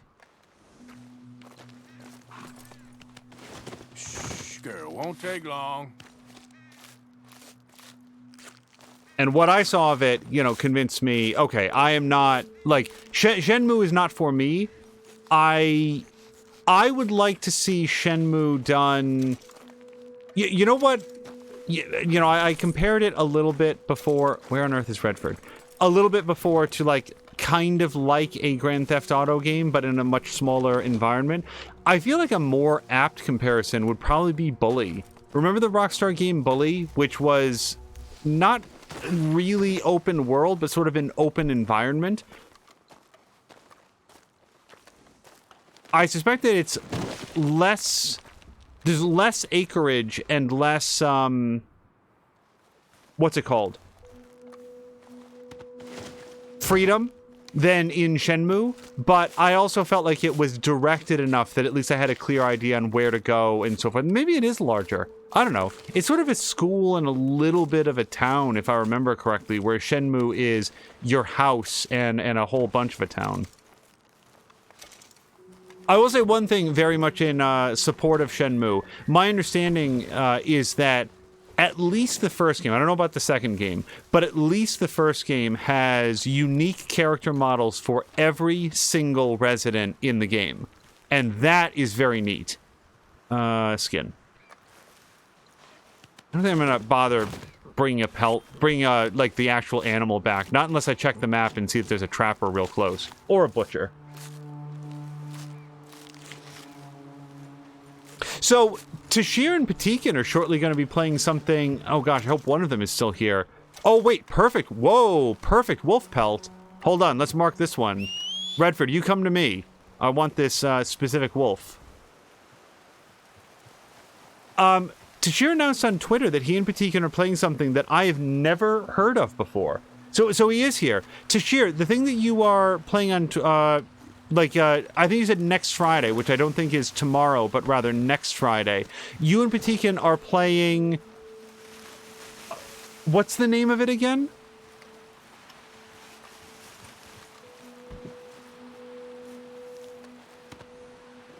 Oh, so Brian is taking off. Brian, thank you so much for hanging out, and I hope that you had as much fun doing your stream as we had watching it. Hopefully we'll see you a little bit later in the weekend. Foul play.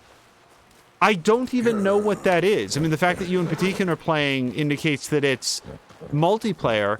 But I didn't look at the video or whatever. I know that Mia had commented like that it looks awesome, but I've never even heard of that. What is this? Oh, wait, Legendary Bear. Did I? This must have been where I came with Hosea. So, I actually have a perfect wolf carcass, which makes me want to go to someplace now while it's still worth something. Is it because it's nighttime? Is that what's happening? Okay, so where do I know for a fact that there's a butcher, even if they're not on the map right now? Well, there's Valentine, which is very far away. Wait, where even am I? I actually don't know. Hold on a second. We gotta go back into the map. So I'm here. Yeah, I'm not going all the way to... So, you know what? If I lose this perfect wolf carcass, so be it. So, Tashir's saying it's basically a co-op beat-em-up game, similar to Streets of Rage. Hold on, I need to... The red line shows me this way. I see mostly mountain this direction, but I guess we'll trust the GPS. It's basically a co-op beat-em-up game similar to Streets of Rage, but it's set in a stage play. What's funny is one of the earlier games from Mediatronic, the people that created Fall Guys. Interesting. Yeah, I'd never heard of it.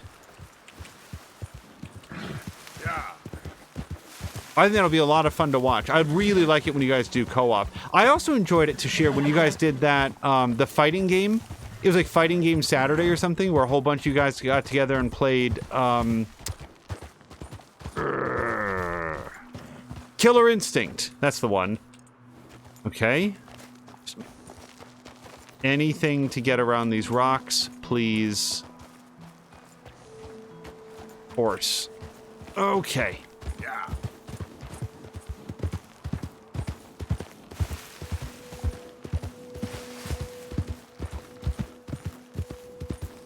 Yeah, I would say that I am good at 0 fighting games. The fighting games that I enjoy, I really had a good time with Soul Calibur.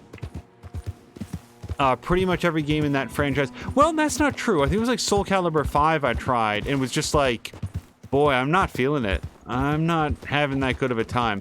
But it was either 3 or 4 I really got into, and had a very, very good time with it. I enjoyed Injustice. I haven't really played Injustice 2. I very much enjoyed Mortal Kombat. Well, I guess we call it Mortal Kombat 9 now. It was really just called Mortal Kombat at the time. Because I really liked the storyline. That was the first of like the NetherRealm games where they really went all in on doing the story. And the way that they made it both a sequel and a reboot, mostly a reboot, but it was sort of written into the canon of the story, I loved it. I had a great time playing through. Oh, God, don't look at chat. Okay. Hopefully Redford can stand the path long enough to say, Azric says, I won a cool fighting game from a cool guy. Well, that's good. Yeah. Do I know the cool guy? Oh, and somebody had said, gosh, I'm trying to remember now if it was Moo or Mormaru or somebody had mentioned in one of Mia's streams that they had, oh, it was a gambling thing. I was about to say a fighting game, but they had won like $4 in poker and had gotten invited to some sort of invitational on this online thing. And I don't know how that story ended, but the way it starts makes me think that that's some sort of like a weird, like, scam artist thing. Like, congratulations on your $4 winnings. Come to our invitational game over here. Okay, so Azric, I think it's Tashir.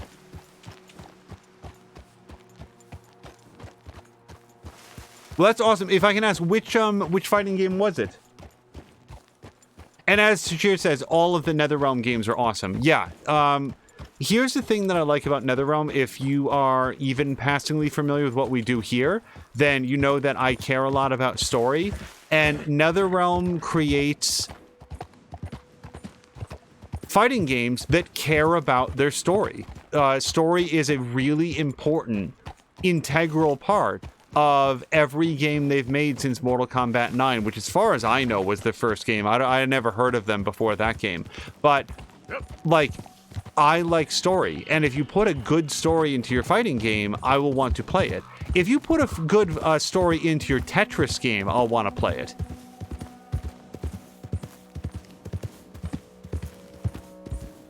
Oh, and I think it was in yours. Yes, it was. So that was one of the things that came up last week during Division Force.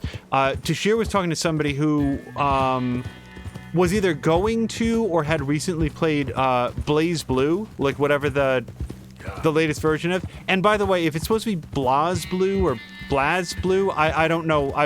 I've heard so many different pronunciations. Mostly I've heard Blaze Blue, so that's what I'll say for right now. Apologies if it's wrong.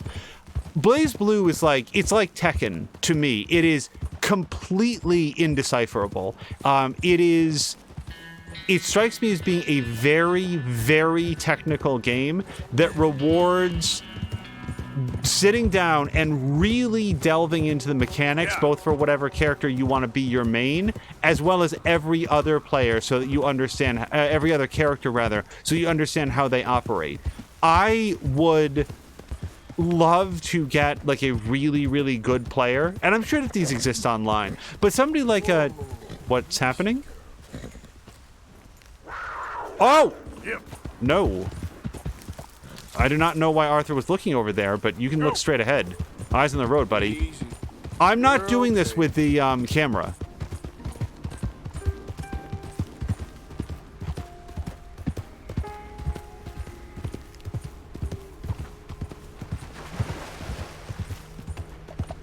Tashir's saying that he thinks it's Blay Blue, but he's not sure how they get it. Well, I mean, if the Z is silent somehow,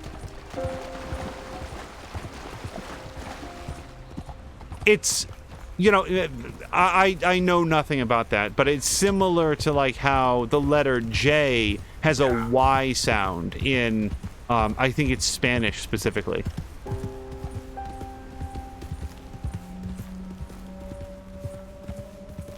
So it could just be something like that. Easy now. Okay, yeah, so Azric is confirming that he won Guilty Gear Xrd. Again, I've never actually heard it pronounced. You know what? This is me revealing something that I should be more embarrassed about than I am. I consistently in my head get Guilty Gear and Metal Slug confused. These are not even in the same genre. They are completely different from one another, but they both are games that are very, very popular that I've seen and never personally played. So when you say Guilty Gear, in my mind, I'm picturing Metal Slug and then realizing, no, wait, that's Metal Slug. My. I was wondering when I was going to see you again. You look different. Well, the rigors of simplicity take their toll on a woman. Oh, no, I didn't mean it. No, I know. Things are going well. I couldn't have done it without you. Oh, you did it all yourself. So how are you holding up?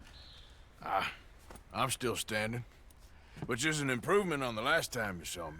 I wish that there was something else that I could do. Ma'am, you have done more than enough. Please, call me Charlotte. Arthur Morgan. Well, you take care of yourself, Arthur.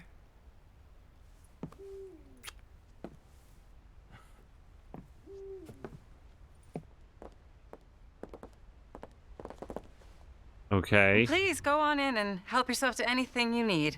What's mine is yours. Oh, well, that's very kind. I will. I was hoping for a little bit more interaction, given the fact that we've spent 2.5 hours making our way up here. If I'm allowed to sleep, I probably will. I don't want to take any of her stuff. She's been nothing but kind to Arthur, so Can I sleep? I can't carry any more of this item. True. Maybe I can't sleep in that bed. Oh, hello.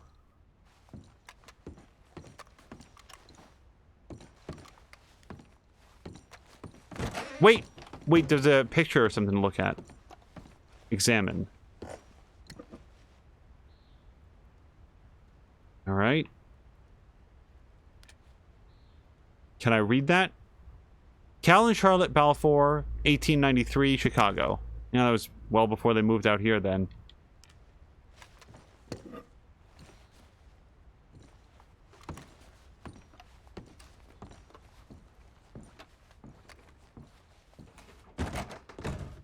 Can I sleep here? I don't think I'm allowed to sleep. Also, it actually looks like the sun is coming back out. I guess I missed dawn.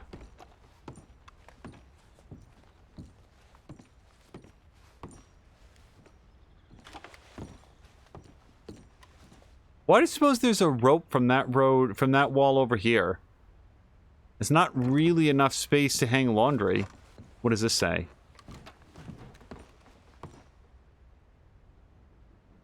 Old Blood Eyes, Kentucky Bourbon. Okay. I think Arthur has the Old Blood Eyes.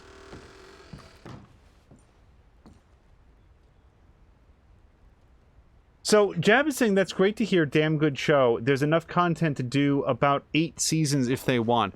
I may have missed a content. Sometimes this happens in chat where not every comment comes through. Is there... Which show is going to get about 8 seasons?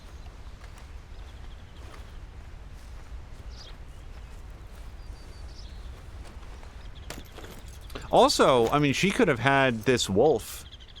I'm gonna make sure there's no other dialogue options with her. Oh, Invincible. Okay, so also, actually on that note, so we've actually been waiting for Invincible to be done before watching it. Have they finished season 1 of that? Charlotte, it was a pleasure meeting you. You too, Arthur. Please be well. Okay, I guess that's it. Tomorrow is the finale. Okay, awesome. That probably means that we will start watching it this weekend. I also expect that this weekend we'll finally be able to watch Godzilla vs. King Kong.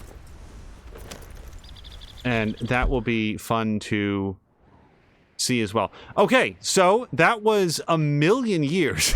We finally got up here. And well, I'll tell you what. If we can make it to this trapper before that wolf falls completely apart, we will sell that, and all of the... I actually think the wolf is probably better for a butcher, but I will sell the wolf to whoever is available. And then we'll also sell all the pelts.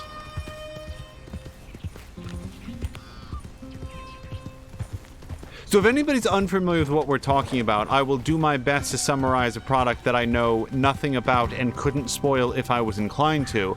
But Invincible is an animated series that airs or shows on Amazon, and my understanding is that it's based on either a comic book or a series of graphic novels that was created by Robert Kirkman, who is the creator of The Walking Dead. And I really enjoy most of the storytelling in The Walking Dead. I'm only really familiar with both the video games and the television series, but I enjoyed it a whole bunch, and I think that I would like to see his take on superheroes. I also have gotten like what I feel is like a very spoiler-free sort of like teaser about how the plot goes. And I mean like really spoiler-free. I will not repeat it here, but I am looking forward to checking that one out for sure.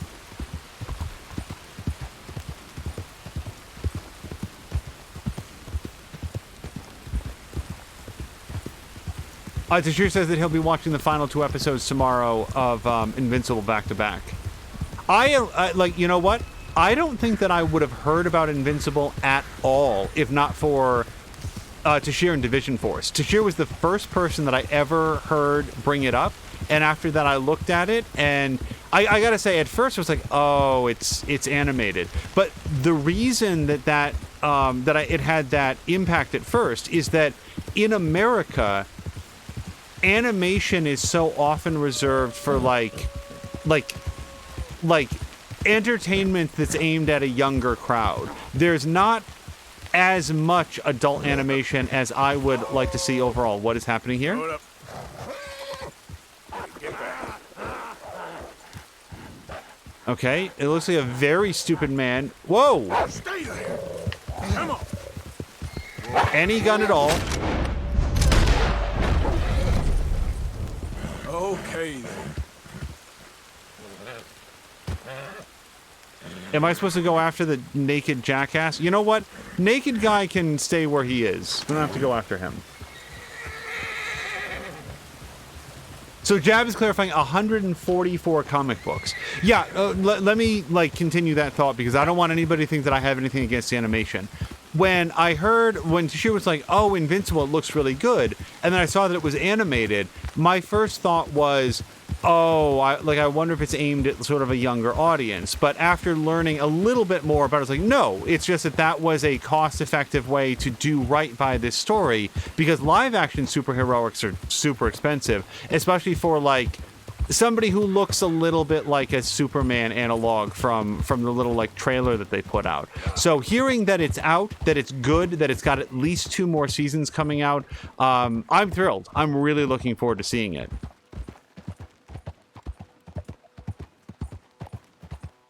Jab says, if you want to start Invincible tonight, it's unlikely you would get through the first 7 tonight. They're about 45 minutes in length. Well, so tonight I wouldn't have an opportunity because, first of all,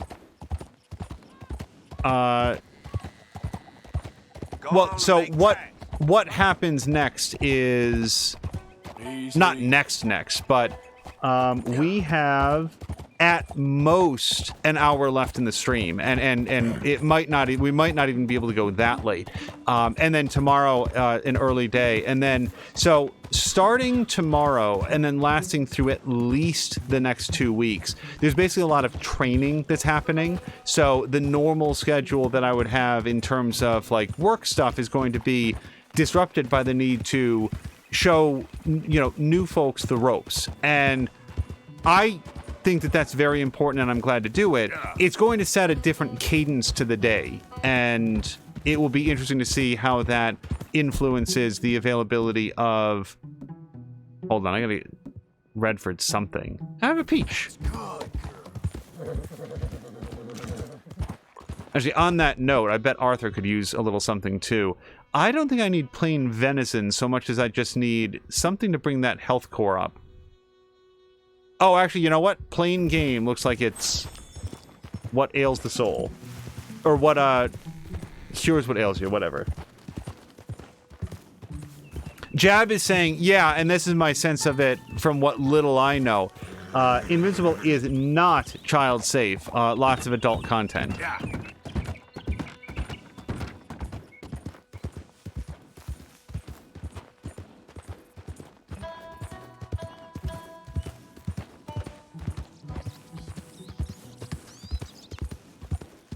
Yeah, I really like it when animation is used as an opportunity to tell big, bold stories that are, you know, whether or not they're approachable for kids, you know, aimed at or respectful of adults. I think that that's,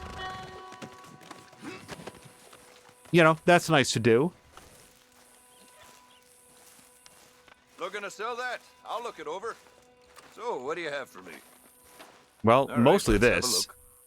Okay, so we have a good wolf pelt, a poor wolf pelt. Wow, I actually didn't realize we had 2 perfect wolf pelts. So wait. Do I not want to sell these because I actually need to turn them in at camp? I don't think I want to sell these. I am going to sell the perfect wolf carcass. Yeah, let's get rid of that. I'm going to hold on to the perfect wolf pelt because I think I can craft something back at camp with those. All right.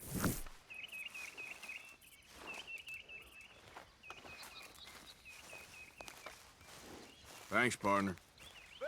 Hey there, girl. Okay, well, I am not going back to camp now. Where's camp? Camp is north. Maybe I'm not as far as... Oh, it's not that far. Yeah, let me go turn in this, and then I will go interact with Micah.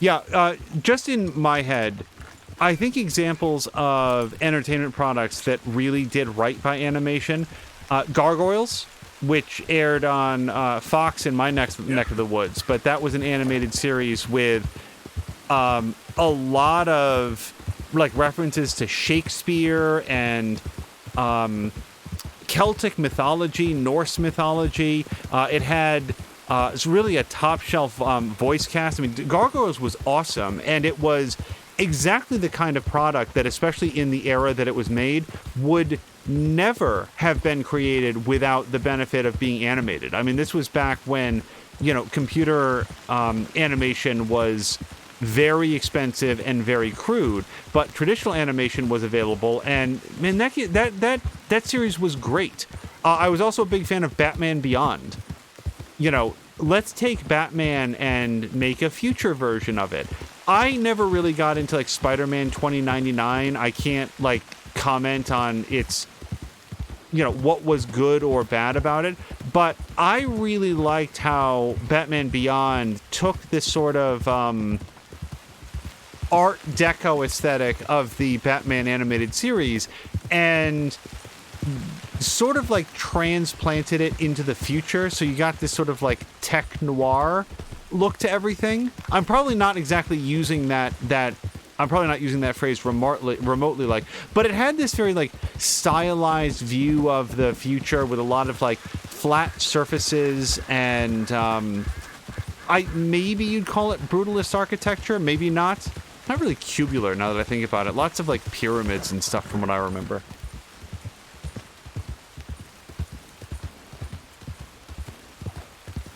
Tashir's saying, imagine setting up shop in the middle of the woods. Look here. Oh, god damn it, these assholes again. I guess you don't pay no mind that these is Murphy Hills. I got his horse!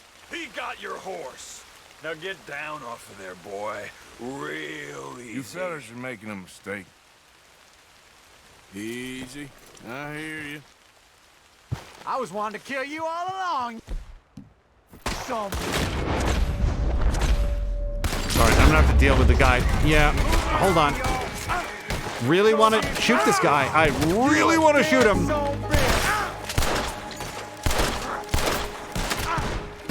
Shit. So it turns out that when you have a guy right behind you with a butcher knife and they just get like 5, 6, 7 swipes directly into your heart, it's kind of difficult to survive that. And here's the most concerning thing. I'm pretty sure I just lost those perfect wolf pelts. As well as $100. That's what they took off me. All right, let's go find Redford. If we lost the pelts... I'm sorry. What?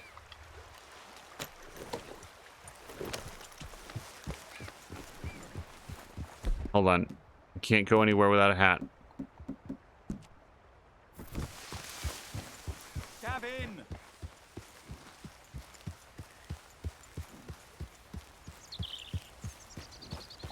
Easy. Whoa. Gavin! Can I go down here? Yes.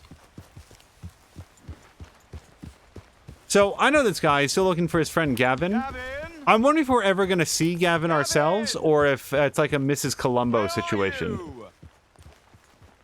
Gavin! Please, come on. Where in the blazes are you? Whoops. Morning, dear. Please, tell me you've seen Gavin. I don't even know what he looks like. Big bloke. Cockney. Londoner. Hilarious. Oh, we've had such times, me and Gav. No, sorry. I've yet to meet any hilarious Londoners. Oh, he's the best. Gavin! Oh, I am so worried. Gav! Gav! Gav! Where are you? Where are you?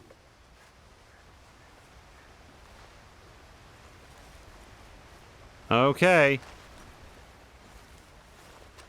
You all right, girl?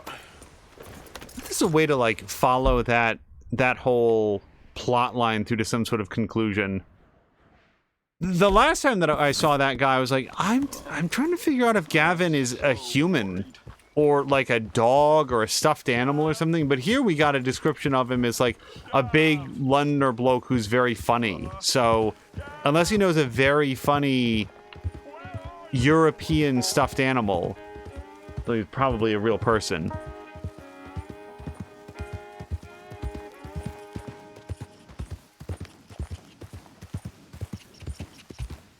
Slow up now.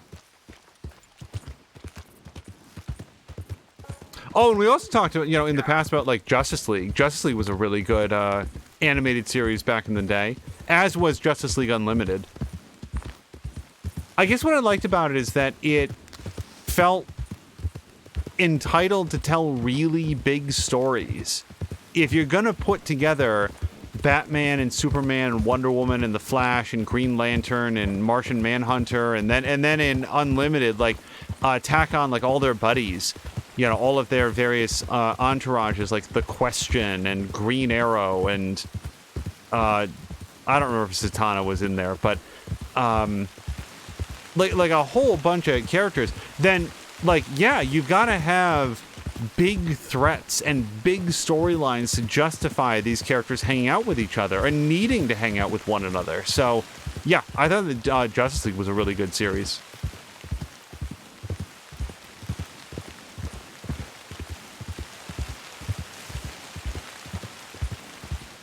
Really of the game with the absolute best weather effects that I've seen. This game has spot-on atmospherics with like the fog and the rain and stuff. I'm trying to think if there's any game that I've played that I feel like outshines it in that particular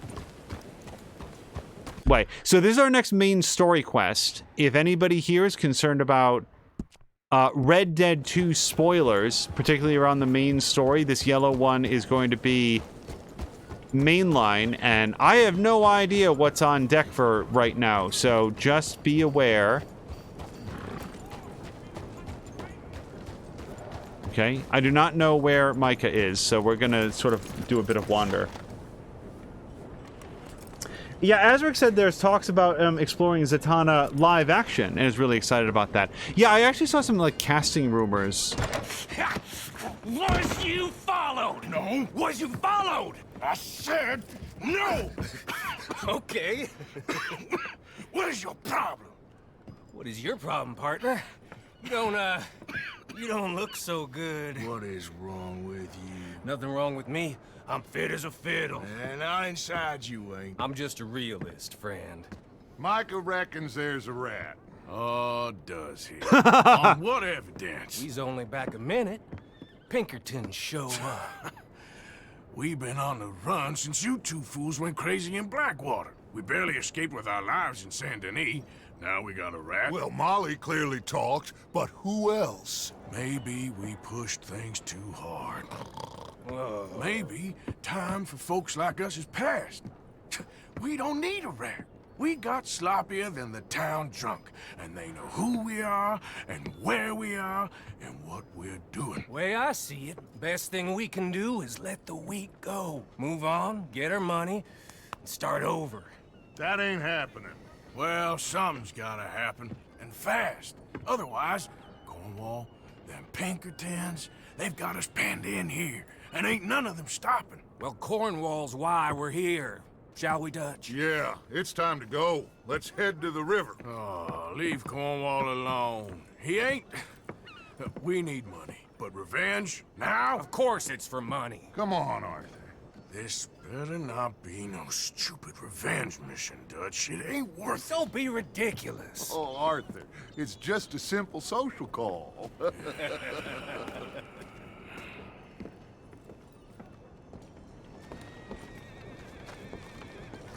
Injustice. So what are we gonna say to him that needs to be said? He has been hunting us since Valentine. He is the reason that Hosea got killed. His sugar business is destroying the people of Guarma. This town, Arthur, is his town. He bought it just to destroy these folks. His sugar, his oil, his law. These are wrongs that you can't right, Dutch. We're wanted men. So why did you go for John against my wishes? I didn't want him hanged. Neither did I. We're gonna cut a deal, Arthur. What are you talking about? We want out, and Cornwall wants us to stop robbing him, and we all know his money is what's keeping the Pinkertons on our tail. He's America, Arthur, and I want out. And he won't let us go. This ain't making a lot of sense, Dutch. It will, son. It will. A deal, some noise, and then we're gone. So I love the oily sheen on the water here. As an environmental detail, not as something that I'd like more of. Down here behind these crates. Okay, like here? Is this good enough? No. Behind the crates, he says. Arthur, get behind something before you're spotted. Okay, here? Okay. This has got to be it.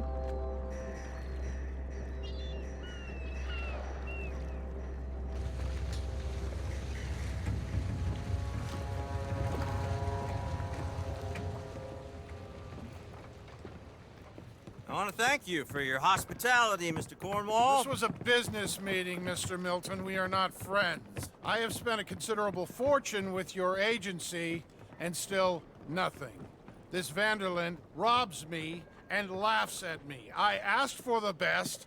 I paid for the best. We are very close, Mr. Cornwall. I know you've heard this before. Chance, sir, send a telegram to Goldberg in New York. Tell him I won't borrow it more than 3.2%. Sorry, no, I have heard it before. And get that army man to pay his portage charge. Yes, sir. We are doing all we can within the confines of the law. The law? I think we both know what you can do with your law. Find me Dutch Vanderlyn. Bring him here. And leave the laws to them as need them.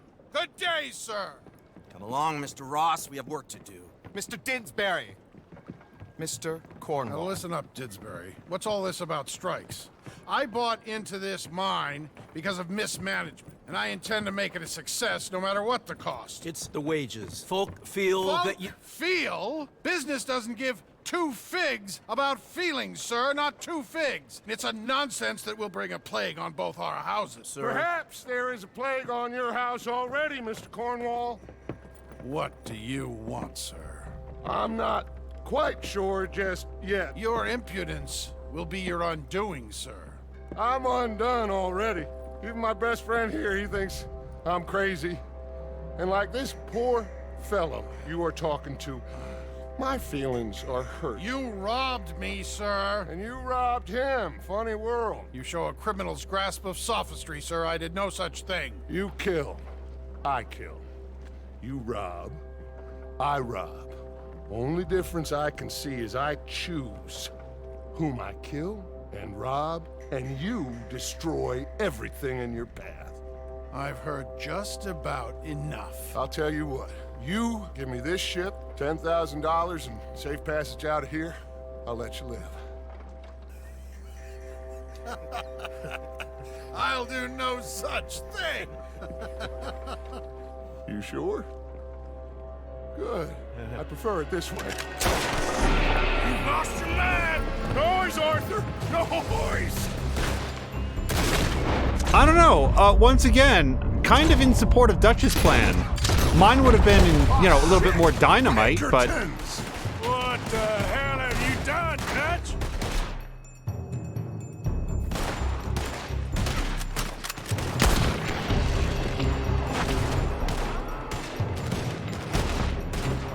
Okay, I don't see anybody out here.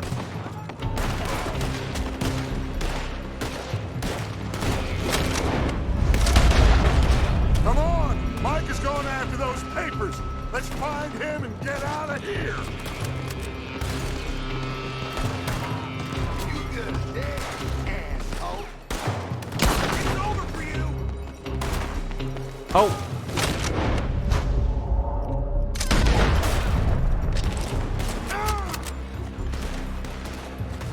I see no one. No one at all. They're shooting from that building.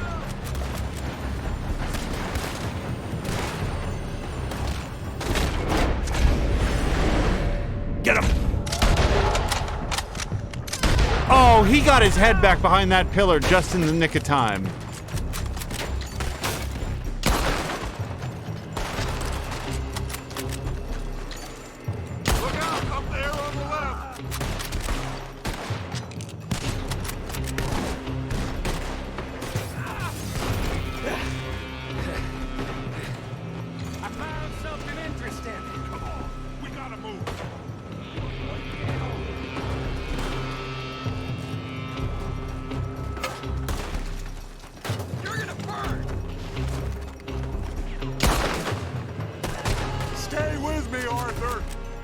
Literally right next to you. Arthur, come on! Ricarnio's back. Ricarnio, welcome back. We are experimenting with killing people we don't like. It's a new direction for the game. Cornwall's men are all over the place. Follow me and stay close. I'll kill you. We had enough heat on us before. Now we're gonna be torched, Dutch. This is the only way. You'll see. Trust me. You sure you got the lungs for this, Morgan? Shut the hell up. Up ahead. There's more of them. You're slowing us down, Morgan. Come on. Let's not start. I won't stop. You said this wasn't a revenge mission. We got what we came for. Those papers. Okay, I need like some strawberries or something. Cornwall out of business for good. Did you put Dutch up to this? Me? I just follow orders, Morgan. Let's go. Let's go.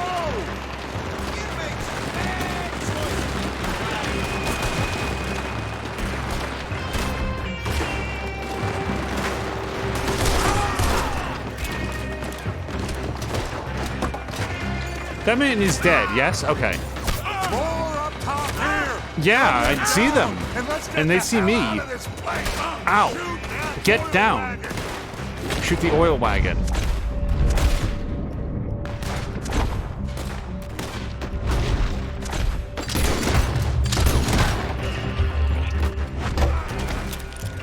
Oh, that oil wagon. Okay.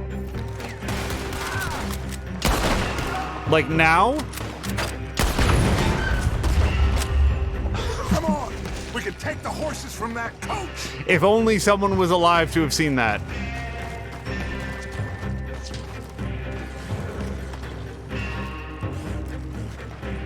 Let's go.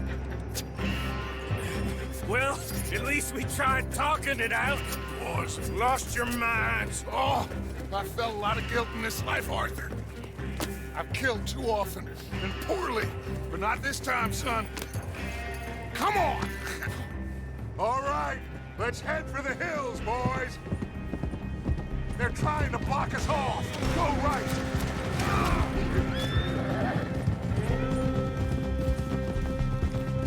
Yeah, I really didn't expect that as the game went on, I would become more and more sympathetic towards Dutch, but I like his plans better than Arthur's, which is just like allow Leviticus Cornwall to continue to come after us until the end of time over his matter of pride or whatever, whereas if we kill him, then he can't come after us. And like Arthur's saying like, oh, well, now they'll never come after us.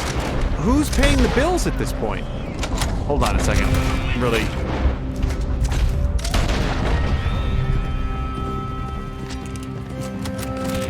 They're trying to cut us off again. Go left. Lose them through the river.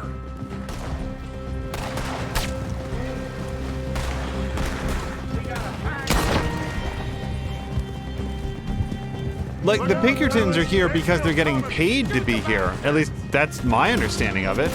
Kill the guy that signs their checks.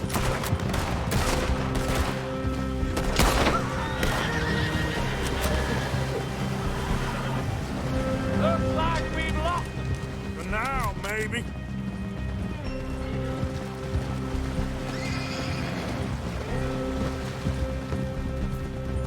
Similar to things that the estate will be paying the bills to kill them, but, like...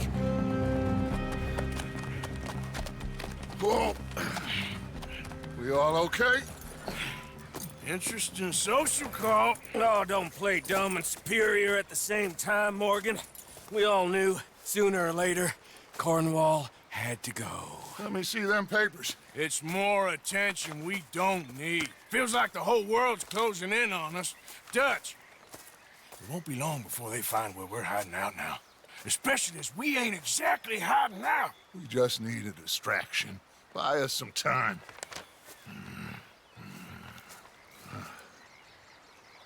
It looks like Mr. Cornwall's company has signed a railroad contract with the Army. And they're also moving dynamite down from, well, the Annesburg mines to Saint Denis to resell. And there's bombs at his oil factory. Maybe there's a way to get them off our back and get the money that we need.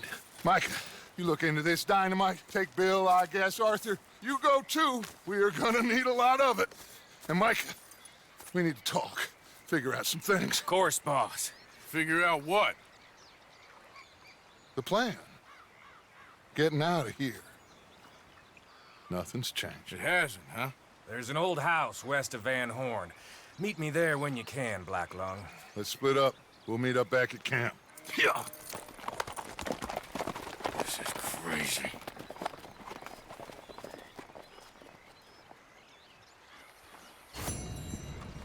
Ugh.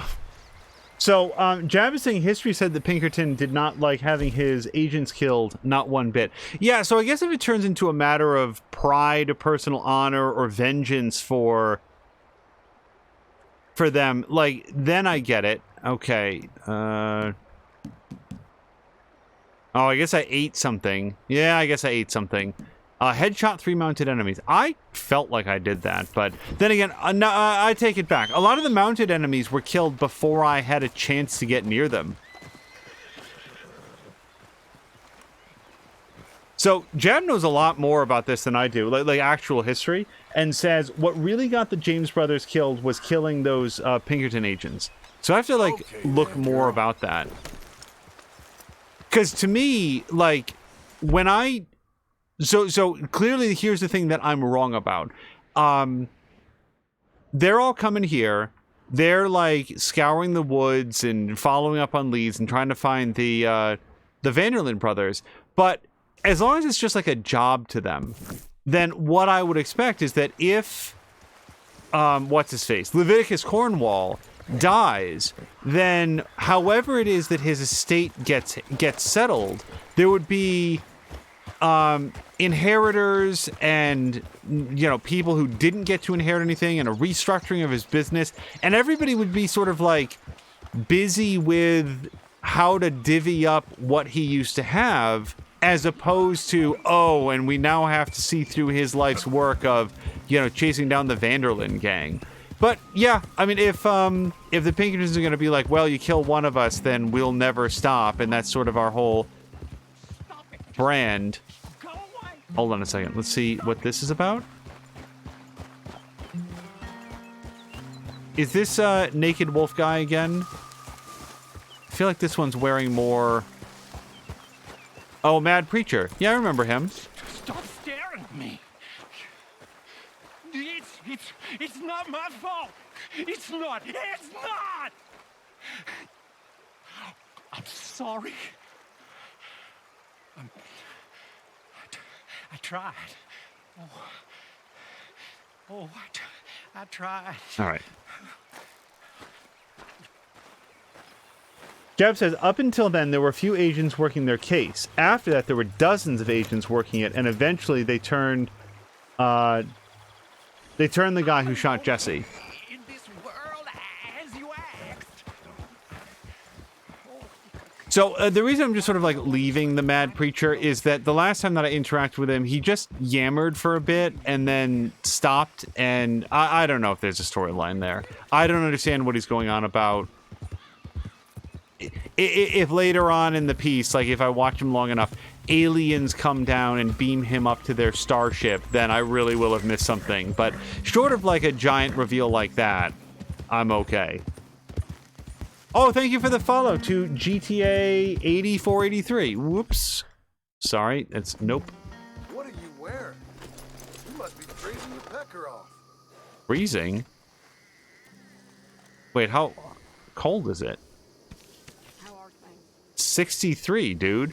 So now I'm suddenly concerned that this is one of the bugs that somebody recently said that there was a bug that was introduced into the game where the gang members will always tell Arthur that he's freezing.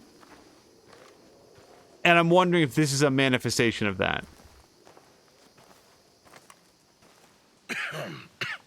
Reverend? You okay, Mr. Morgan? I don't know, Reverend. These are challenging times for all of us. Yes, very challenging. You don't seem yourself, somehow. I've always felt... I've left the morphine, sir. Arthur, Reverend Swanson, would you excuse us a minute? Of course. New York. We are gonna go to New York. Now, they have been chasing us south and east and west. We're gonna get a boat, we're gonna get on a river, and we're gonna go north. New York. Then Tahiti, the Fiji Islands, or this place, New Guinea, dancing girls, freedom. But first, we have to make a whole lot of smoke, a whole lot of commotion. And then we disappear. We need more commotion? 1 score and 1 whole hell of a lot of noise. We ain't so good at doing scores anymore, Dutch. Are you feeling all right, Arthur? Sure, fine. Pardon me for interrupting. I brought a friend, Arthur. Hello. Hello. Dutch. This is Eagle Flies. His father is a great chief. Charles and I, we pretended to be mercenaries. Did me a great favor. Dutch Vanderlyn, how do you do? Not well, sir. Well, I am sorry to hear that. How's your father? Father has confused wisdom with weakness. His people, my people. We've suffered too much. Been lied to too much. Now they've taken our horses. Who? The infantry division posted at Fort Wallace. Why? Colonel Favors is a liar and a murderer. His people won't stop until we're all dead. Without horses, we cannot hunt. Without hunting, we will starve. This is another act of war. I see that. You men have helped me before, and I have money. Put your money away, son. What do you think, Charles? You know I told your father I will not fight over some horses. But I made no such promise. Come along. Yeah, Arthur, we must go with them to try to stop things from getting out of hand. I guess. Come along. I earnestly really like it More horses? that this is a Reverend Swanson mission. But I don't see how this will help anything. Especially not with Dutch whipping them up into a frenzy. We got enough folks coming after us without adding an army to the list. You going to let these bastards walk all over you? No, you're not. This is all that's wrong with this world. Okay, young man, lead the way. The horses are on a boat near Van Horn. I have a man waiting for us there with some canoes. Surely this can be done without killing anyone. Of course. What will be, will be. Anyway, son, tell me about this Colonel Favors. He's a vile man. He and his regiment take pleasure in persecuting us. All the young have been taken from our reservation, shipped off to reform schools. Many women, too. The old are weak and sick, but they deliberately withhold medicine and supplies from us. This ends today. You have my word on that.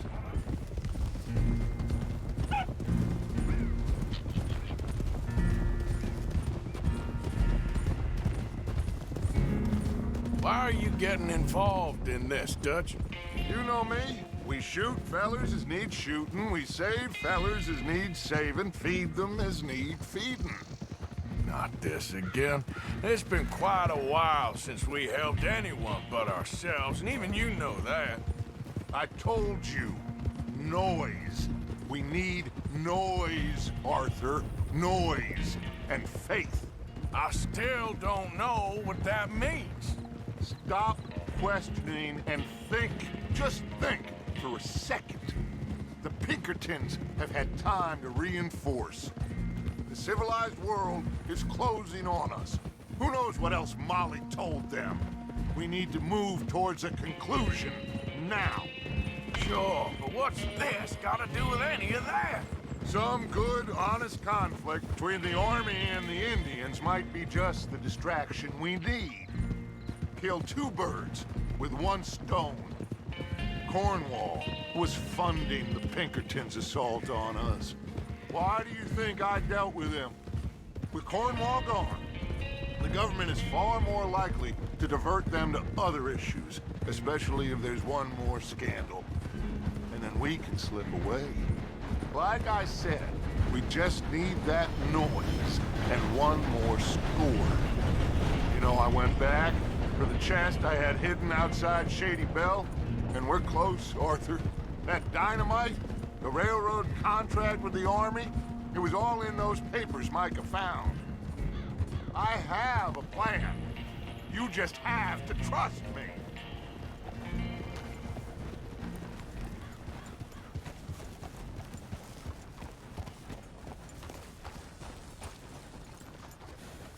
Once he explained it, I do understand what his idea is. I don't know. It sounds pretty plausible to me.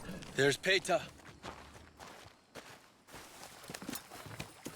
These men, like I said, they'll help us. I got the canoes. The boat is still moored in the channel. Good. Let's wait until nightfall. If killing the guy who's paying the Pinkertons isn't enough to get them off your track, then incentivizing people who will pay them more to do something else. I got the paddle, Dutch. You just sit back and relax.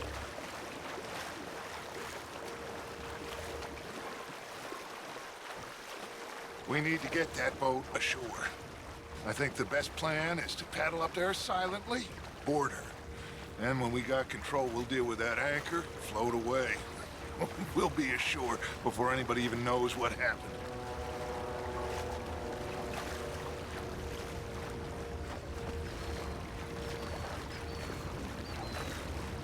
Good luck. Notice that I don't have all of the Deadeye there.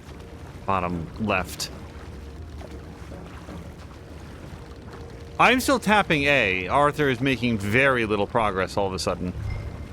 Paddle to the side of the boat. Yes, working on it.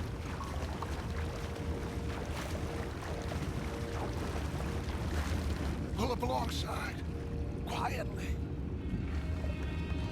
Also, Javid said that preventing things from getting out of hand is not Arthur's strong suit. Yeah, it's something that he talks about doing, but then when things get, Try not to kill anyone, Arthur. Subdue the soldiers. Okay. How do I do this non-lethally? Just stealth knockout.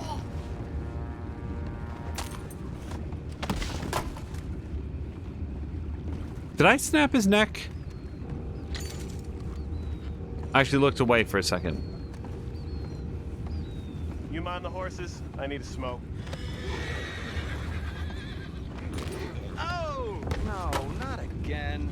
Man had a sniff of a good head all night. I'll be retiring in the morning at this rate. Just a deal, will ya?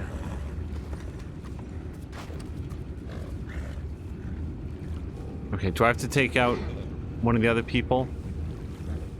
So there's somebody above. I'm in.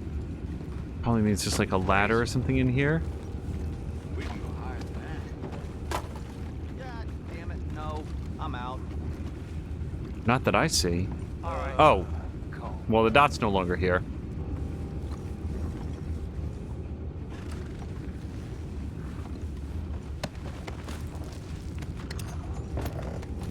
Also, keeping things from getting out of hand in this game is not my strong suit either. I mean, I can pick up a wanted bounty for accidentally bumping someone. So what am I supposed to do here? I feel like if I walk up and get them, they'll see me. What am I supposed to do? Okay, so I'm gonna go attack them, and I guess rely on the idea that my friends will also come and attack them at the same time? What the hell? Take it back. What's ours? Okay, so I guess the non-lethal playthrough element of this is done.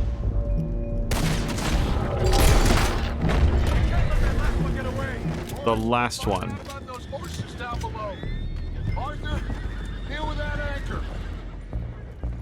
So, there is doubtlessly a gold version of this playthrough where you can do this without killing anybody, but I do not know what it would be. You think I have the first idea how this anchor works?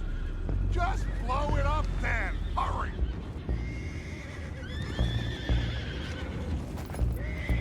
Come on, Arthur.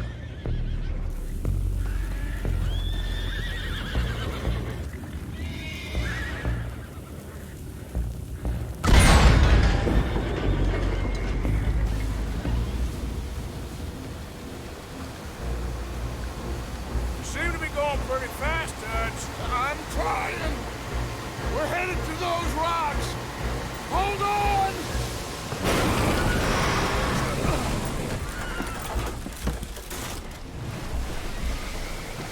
What is wrong with you? Boys all right back there? Yeah, I think so. But there's a huge hole in the boat. Horses are spooked, and we're taking on water. Boys, get him out of here!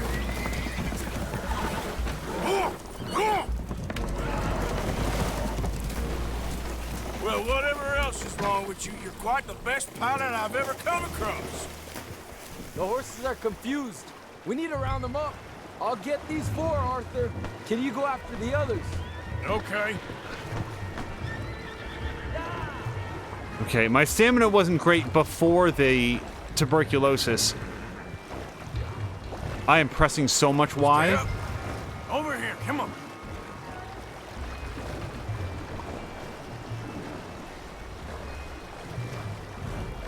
Hello to James, who's asking if I'm going to end Red Dead Redemption 2. Well, probably not tonight. We are much closer to the end of this stream than to this particular episode than to the beginning. But on the whole, yes, we're going to do a complete playthrough. The camera really wants to look left. Yep. I guess I'll just keep pressing forward, and hopefully this horse will figure out how to... I can't imagine that swimming with hooves is very efficient. Lots of leg motion, very little forward traction.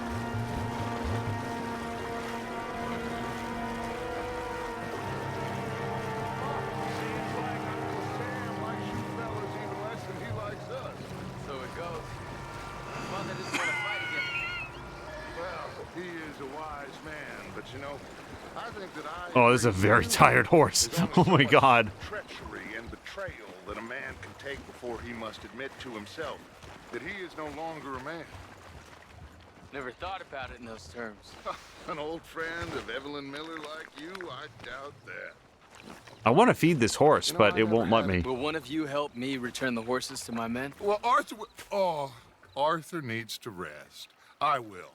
I like you, son. And after the horses, are we gonna wait for the army to come and wreak its revenge? I hope not. Of course we ain't. Now let's go check out that fort of theirs. Is this a good idea? This is the only idea, and it is one that will suit both of our purposes. Fighting the army ain't wise. Stop worrying. Oh, and Sadie told me about Combe. Meet us at Doyle's Tavern in Saint Denis when you can. Shall we go, son?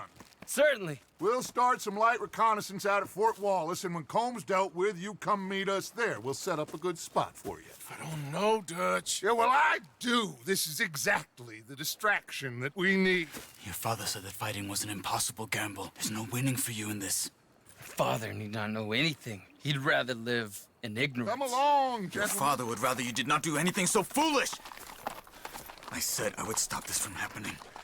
Would you talk to him? Speak with Rangeful. Yes. Would you? Yes. Sure. I'll speak with him. You head on back to camp, check on the others, Dutch's behavior. I understand. Thank you, Arthur.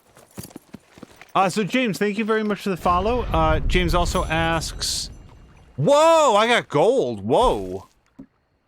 Knock out 2 soldiers on the boat, round up the horses, and reach the shore within 1:30. Wow. That's the first gold in a very long time.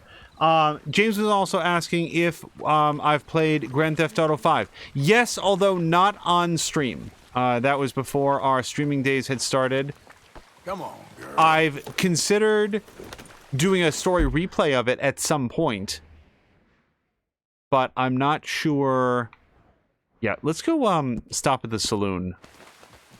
Arthur needs regular rest now, or else his cores drain, and although his cores are doing okay now, he's not going to get too much more benefit out of the food. Yeah, actually, James, if you haven't seen it, twitch.tv/morethanamiya recently did a complete playthrough of Grand Theft Auto 5, with the whole story from start to finish. Has it all up on our channel in a whole series of episodes, and it very much rekindled my desire to play it. Mostly because I feel like Rockstar games, there's so much intricacy to them that they very much invite replays in a way that a lot of games don't. You better watch where you're walking. Jesus. Yeah, you watch out for me or you'll be sorry. The hell did I do? I'm out of here. Yeah, you better watch yourself, pal. Oh, actually, I think that the lodgings are over here. I need to take a piss. Better watch out for me. James had also done like an exclamation point command. Yeah, we don't have a lot of like chat commands set up. We do have a death plus that's employed by moderators. Sometimes we're doing some like Uncharted. You're back. Can I pay a bounty? I don't think I have any. Nope. Right here. All right. But what I can do is we're just going to grab a bed for the night. I'm going to skip the bath. I feel like Arthur is wet enough from having swam in the river with a horse. Now all the rain coming down. He's clean enough, but we do want to make sure he gets proper rest.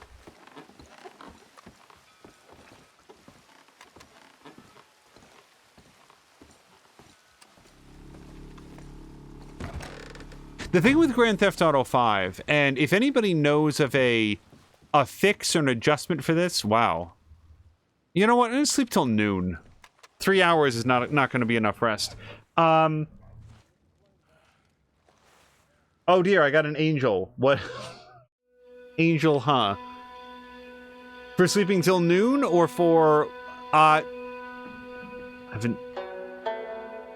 Because I like Grand Theft Auto 5. I didn't think that was a controversial journal outcome. Wait, let's look at the journal.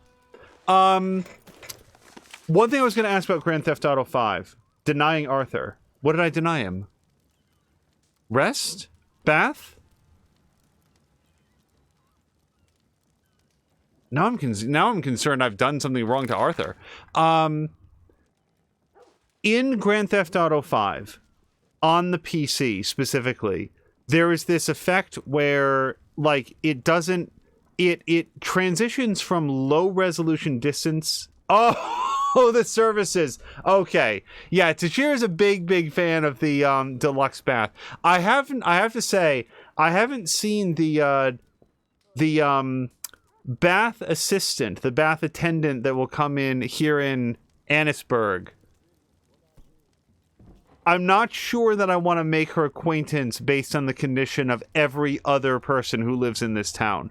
Yeah, so in Grand Theft Auto 5, there's a weird graphical effect. I'm not even sure that I can call it a bug, where there's distant shadows over here, and there's super sharp close-in shadows up here, and the dividing line between them is like 6 to 10 feet out from the character at all times, and as soon as you notice it, I can never stop noticing it. And I would love any sort of like gradation or graphical filter or patch or mod that would smooth that out, because it's so distracting once you notice that, like, as you're driving, there's this hard line at which point the shadows suddenly like snap into high definition. Anyway, saw Eagle Flies, the chief's son, again. Dutch was captivated by him, turning on all his charm and confidence and seeming like a dangerous snake. What is wrong with him?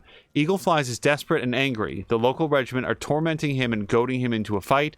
Now Dutch is in his ear. This will be a disaster. Poor old Karen has taken to the drink something awful. What? Why is that last line a total non sequitur? Yeah, that's the end of his thought. Poor old Karen. Yeah, I know that. I just don't know why that's the way that he ends that chapter. All right, this is the chapter before. Dutch, in his infinite wisdom, decided to shoot Leviticus Cornwall. Now, I'm not saying Cornwall did not need shooting, but I don't think it was quite our place to act as his judge and executioner. Micah and Dutch seem to be planning something. Seems like what they both want most of all is all of us dead. Before that, Hamish and I got to chatting, then we went hunting the wolf he'd been after, only we suddenly realized the bastards...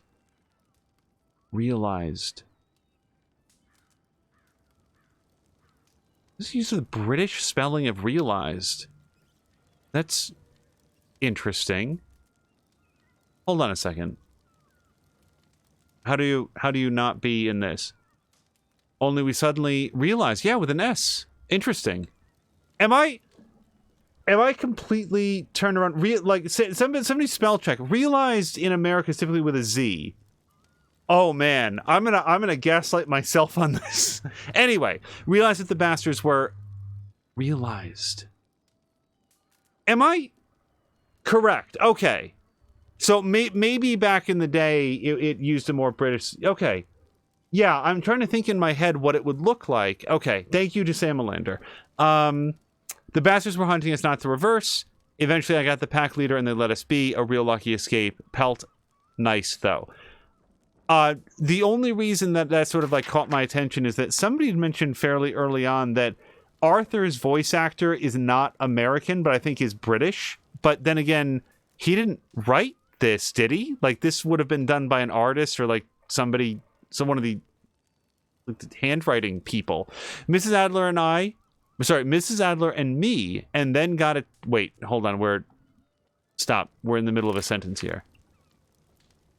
Sadie Adler and I rescued Marston from prison, where he was awaiting hanging, spied on them in a balloon, an event which was amazing and awful, and I thought would kill me quicker than this illness. Later, Sadie and I rescued him while getting shot at. I did it for Abigail, of course, in her own way, the finest woman I know, but also for Jack and, I guess, Marston himself. I kinda like him. We've argued over the years, but I've grown to care a little for him. He's less of a fool than he was, and maybe he can have the luck that has eluded me. Jack is an innocent little boy. In him, I see what I missed. We did it, Mrs. Adler and me, and then got attacked by Dutch. I went behind his back, sure, and he never likes that, but I suppose the years of blind loyalty is at an end. Loyal, yes, but not blind. Not until he opens his eyes as to the hell we are in, and who his friends really are. Micah I no longer trust whatsoever, nor do I trust half of them, nor myself.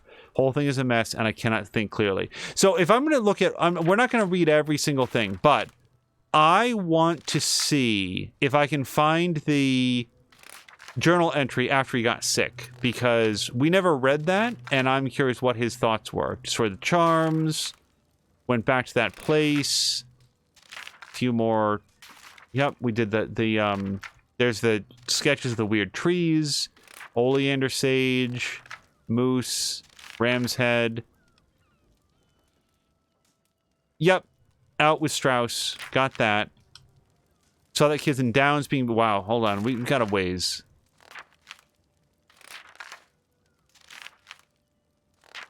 Murphy's. Beaver Hollow.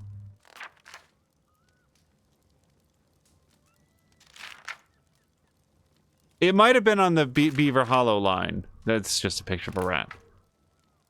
Found a raving lunatic. I don't think. Wait, hold on. This might be it.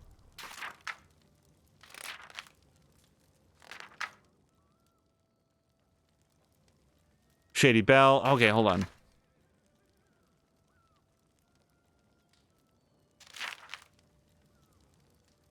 Okay, here we go. Turns out I'm not very well. Got tuberculosis. Doctor did not know how long I would last. All them bullets shot at me. All them horses threw me. All them fights, and it was beating up that pathetic little fella Downs that killed me.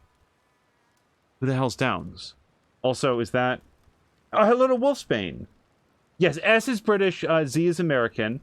Simulator says, spelling was a suggestion until Webster said, we hate the British, we have to standardize my way, or whatever he said. Yeah,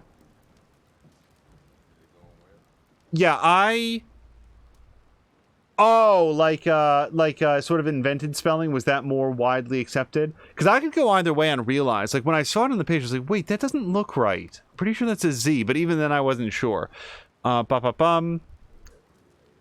who the hell's Downs?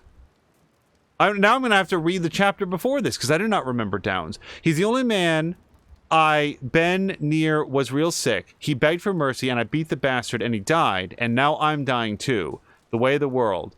My mind is racing, of course. That monk and that nun, Downs' widow, Abigail, Mary. Shit. God damn it. Oh. Okay, well, we're going to have a chance to find out who Downs was, 'cause I hit the wrong button. Get the boy back soon. Wow, hold on. This is way far away. Hold on. We're going to go back from here. Is there like a flip through 5 pages button? Okay, don't touch the stupid D-pad. Okay, there it is. Dutch when I first knew him. Hosea, my dead pa, the no-good bastard, the whole crowd of people. And what kind of man have I been? What kind of man am I? What world is this we live in? A land of fury or a place of love? Am I being prepared for eternal damnation? Am I past any kind of saving? Is that all fairy tales? Man ain't got much good in him. I ain't got no good in me. I don't think, and yet I see goodness. I see it, if not in me, in good folk. In Abigail and her love for Jack, in that silly monk, in Downs, I guess. Begging not for himself, but for the poor, even though he was near starving himself. Who the hell is Downs? I have no memory of this person. Maybe I don't want salvation. Part of me was always longing for death. Well, here it comes, I suppose. Downs begging for the poor, even though he was starving himself. Downs. I assumed that he got tuberculosis when he went to Guam or Guarma or whatever it was. Downs. Why do I feel like I should definitely know this person by name?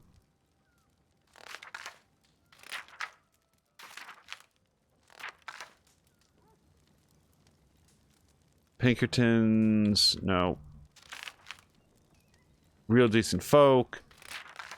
We are, as you might be able to see, kind of, here at the end of this particular episode. Lenny got shot in the head. Marston got himself arrested. Yeah, who the hell is Downs? I have to, like, Wikipedia this afterwards.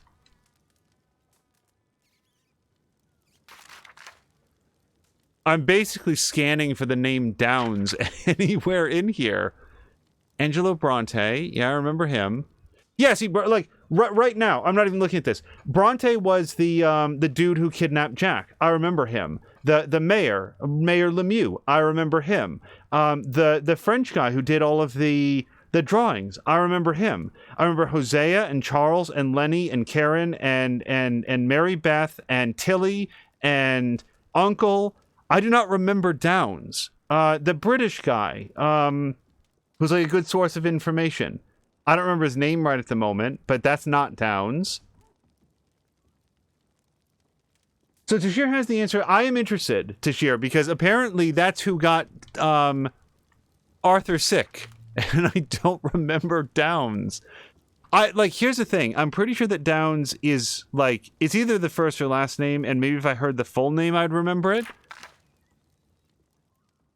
I didn't care at all about this until Arthur declared that he'd gotten sick punching Downs to death. And you want to know why I care? I want to know if killing Downs and now Arthur has tuberculosis was a decision that I made. I want to know if this is on me or if... Because I'd just been assuming it was a thing that happened. Wait. And this weird sketch is worth a lot of money. Oh, yeah, Charles. Charles was the French artist guy. Little Magician. Yep, I remember that. Yep. Calloway Levin. Calloway's a drunken clown. Slim Grant. This is incredible. Earlier in the game, you went to collect a debt. Oh, and he coughed in your face. He is Patient Zero. The lady and the man that you saved are his family. Okay. So it turns out that there's one particular storyline for which I have an absolute and abiding blind spot, and that's the one. Because so far, every time that I felt confused about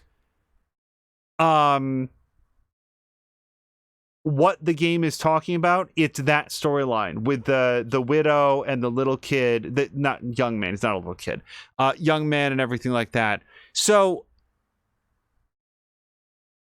now this is, boy, I'm not sure that I want to ask this question because I'm not sure that I want to have an answer now, but I am curious if that, because most of the debt collecting quests were optional, not all of them, but most of them were optional.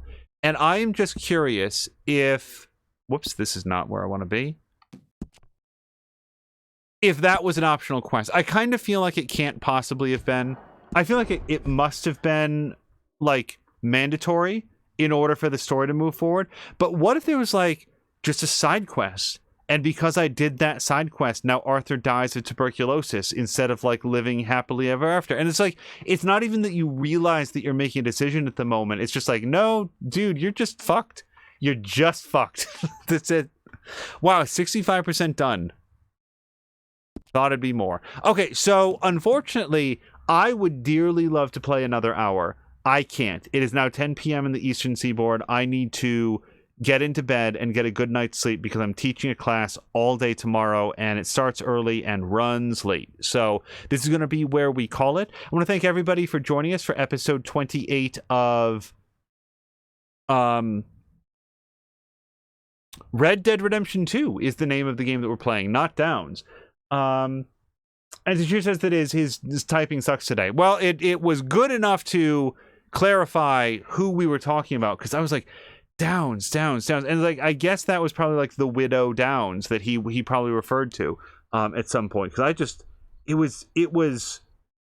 wasn't on the tip of my tongue, but it's like, oh, I really feel like I should know this. And yeah, given the fact that I've now done more of those side quests, this is a very good game, but its details like that I feel like would probably shine on a replay, as well as like doing some of the other side content that I didn't pick up on and wound up passing by after it was doable. So in any event, we're going to call it here. We're going to find somebody really fun to raid. I've been doing individualized shout outs and I can't think of a better time or like more focused shout outs than to shout out to Sheer. Thank you very, very much to Moo for the raid. And I hope that you all had a really good time watching Patikan play Phoenix Immortals Rising. He also played through the second DLC, and I know that he's on to the third now. I've been lurking in a lot of those streams, but not actively watching because I don't want to get too much in the way of spoilers. That's definitely on tap for me.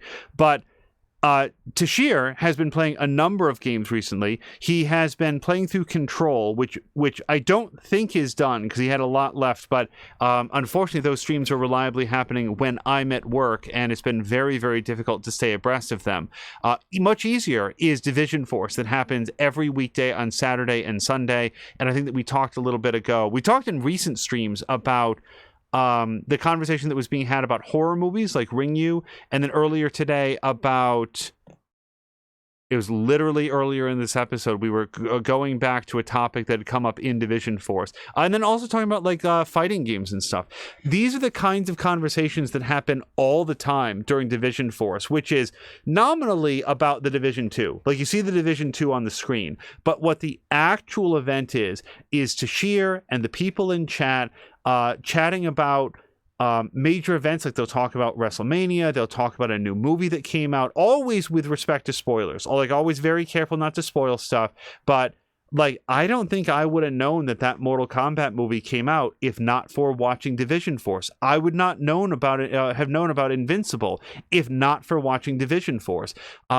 It is a great community, and it's so much fun to watch every week. In addition to that and Control, as we talked about earlier, he's also going to be playing through with Patik in a game called Foul Play, which I'm probably just going to skip out on the trailers and just watch them play together so that I can sort of discover it with them for the first time. But that sounds like it's going to be a really fun playthrough. If it has any points in common with their co-op playthrough of A Way Out or It Takes Two, I think it's going to be a great time, and I'm very much looking forward to it. So I hope that everybody will check out To Share Games.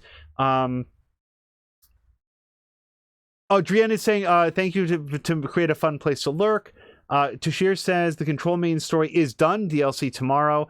And Azric says thank you for the great stream. Well, thank you guys all for hanging out. Yeah, I know that Moo had tabled her playthrough of Control because she wanted to go through and play Alan Wake, which I think is a good call. I don't know, I did see that she did one episode. I don't know if she's continued past there. Also, I really forgot to bring this up beforehand, but on our way out, very last topic. In our last episode of Red Dead Redemption 2, there was a report in chat that maybe Sony had greenlit Days Gone 2, and that there were some articles up at the time. Having looked into it after stream and in the days since then, I think that was a few internet sites probably putting 0.1 and 0.01 together and coming up with 2. Like, from what I can tell, it is true that like 80,000 signatures are on the petition to get Sony to reconsider and to make Days Gone 2. And as of this sentence, that is as far as I think that it's gone. I can't find any other reporting indicating that Days Gone 2 has been greenlit or is back in development or would have the involvement of the people that sort of created, directed, and wrote that first game. So I feel like we had a good conversation about it in the last episode. It was very much centered on, like,